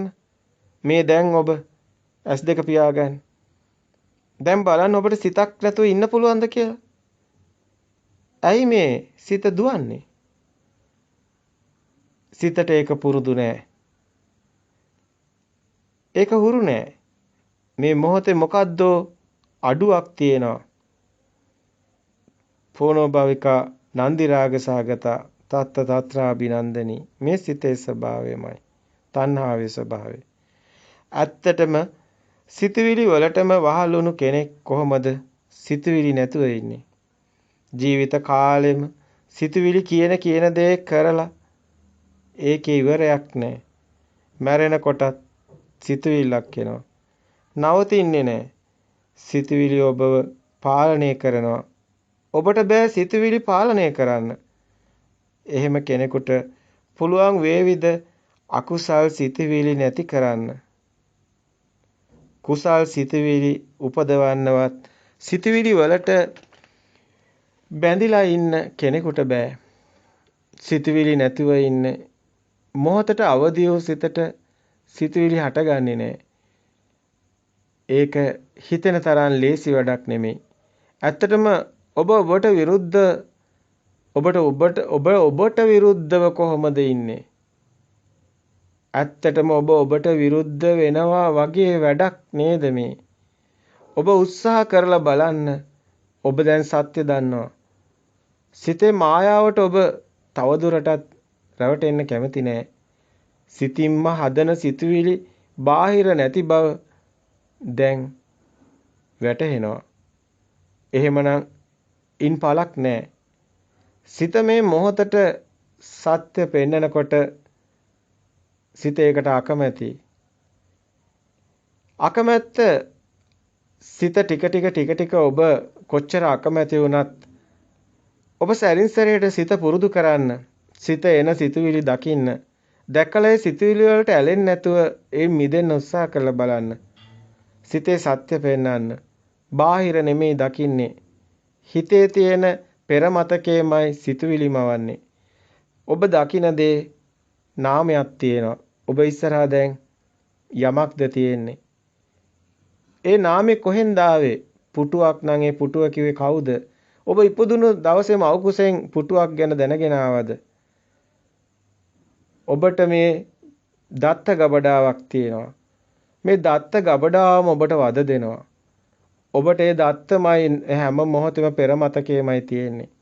කවදාවත් ඔබට වර්තමානයේ හම්බ වෙන්නේ නැහැ. ඔබ හැමතිස්සෙම සිතේ තියෙන අතීතයකයි ඉන්නේ. මේ මොහොතේ ඔබ දකිනවා දැන් ඔබ හිතනවා දැන් වර්තමානයේ කියලා. නෑ ඔබ ඔය දකින්නේ අතීත සිතක්මයි. දැන් ඔබ දකින සිත දිහා බලන්න.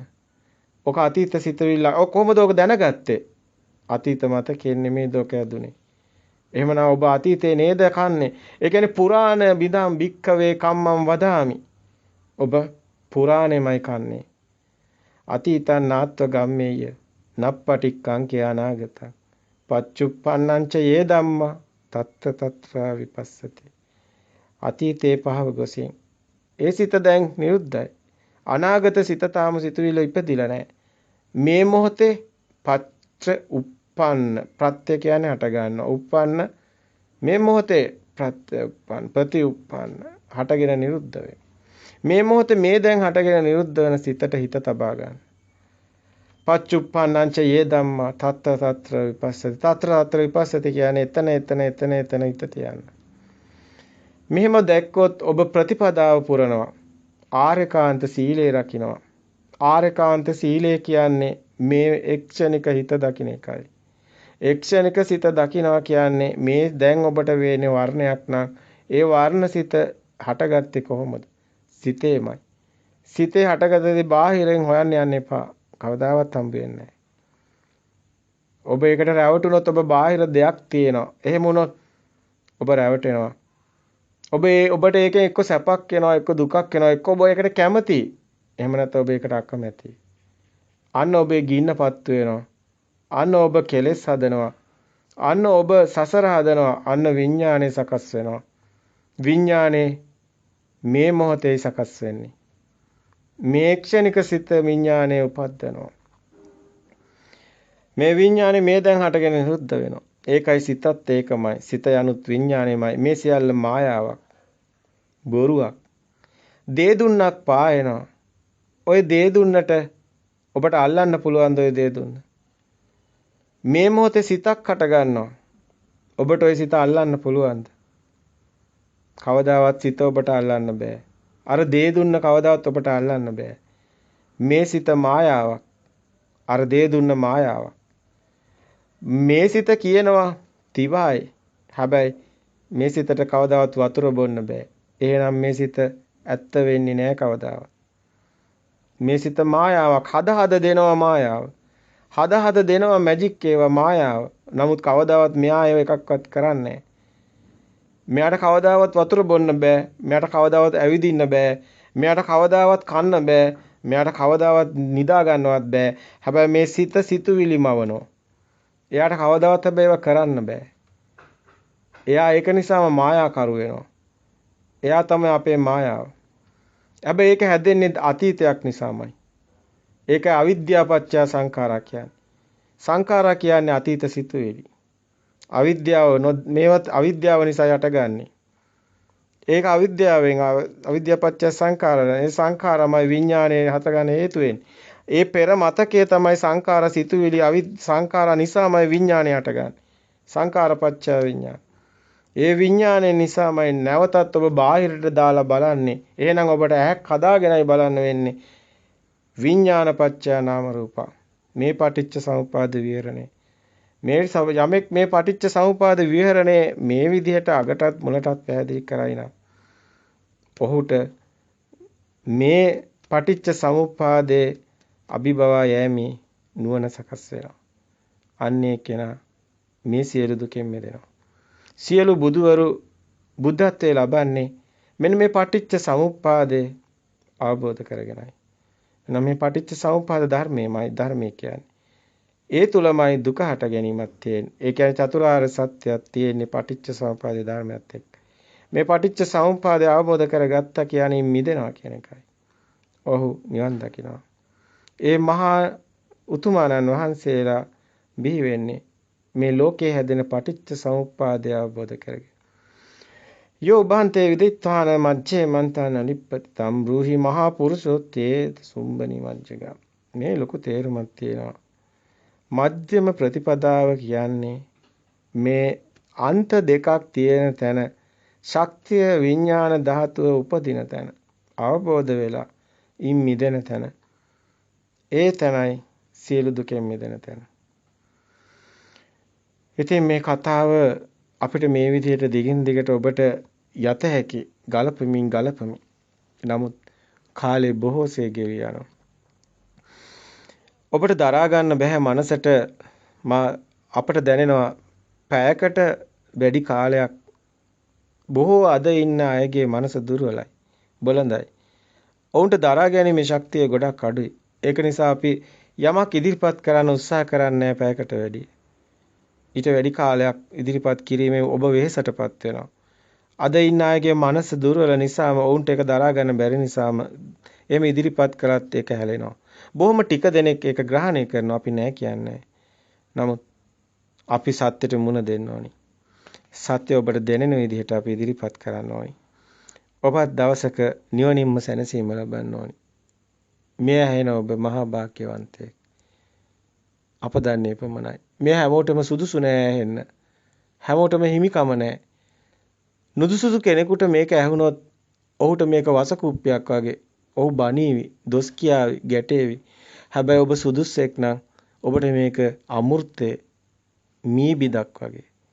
ඔබගේ වටිනාම මොහොත මෙයයි. අන්නේ එක්කෙනාට දෙන්නට බුදුන් වහන්සේ ධර්මයේ දේශනා කළා.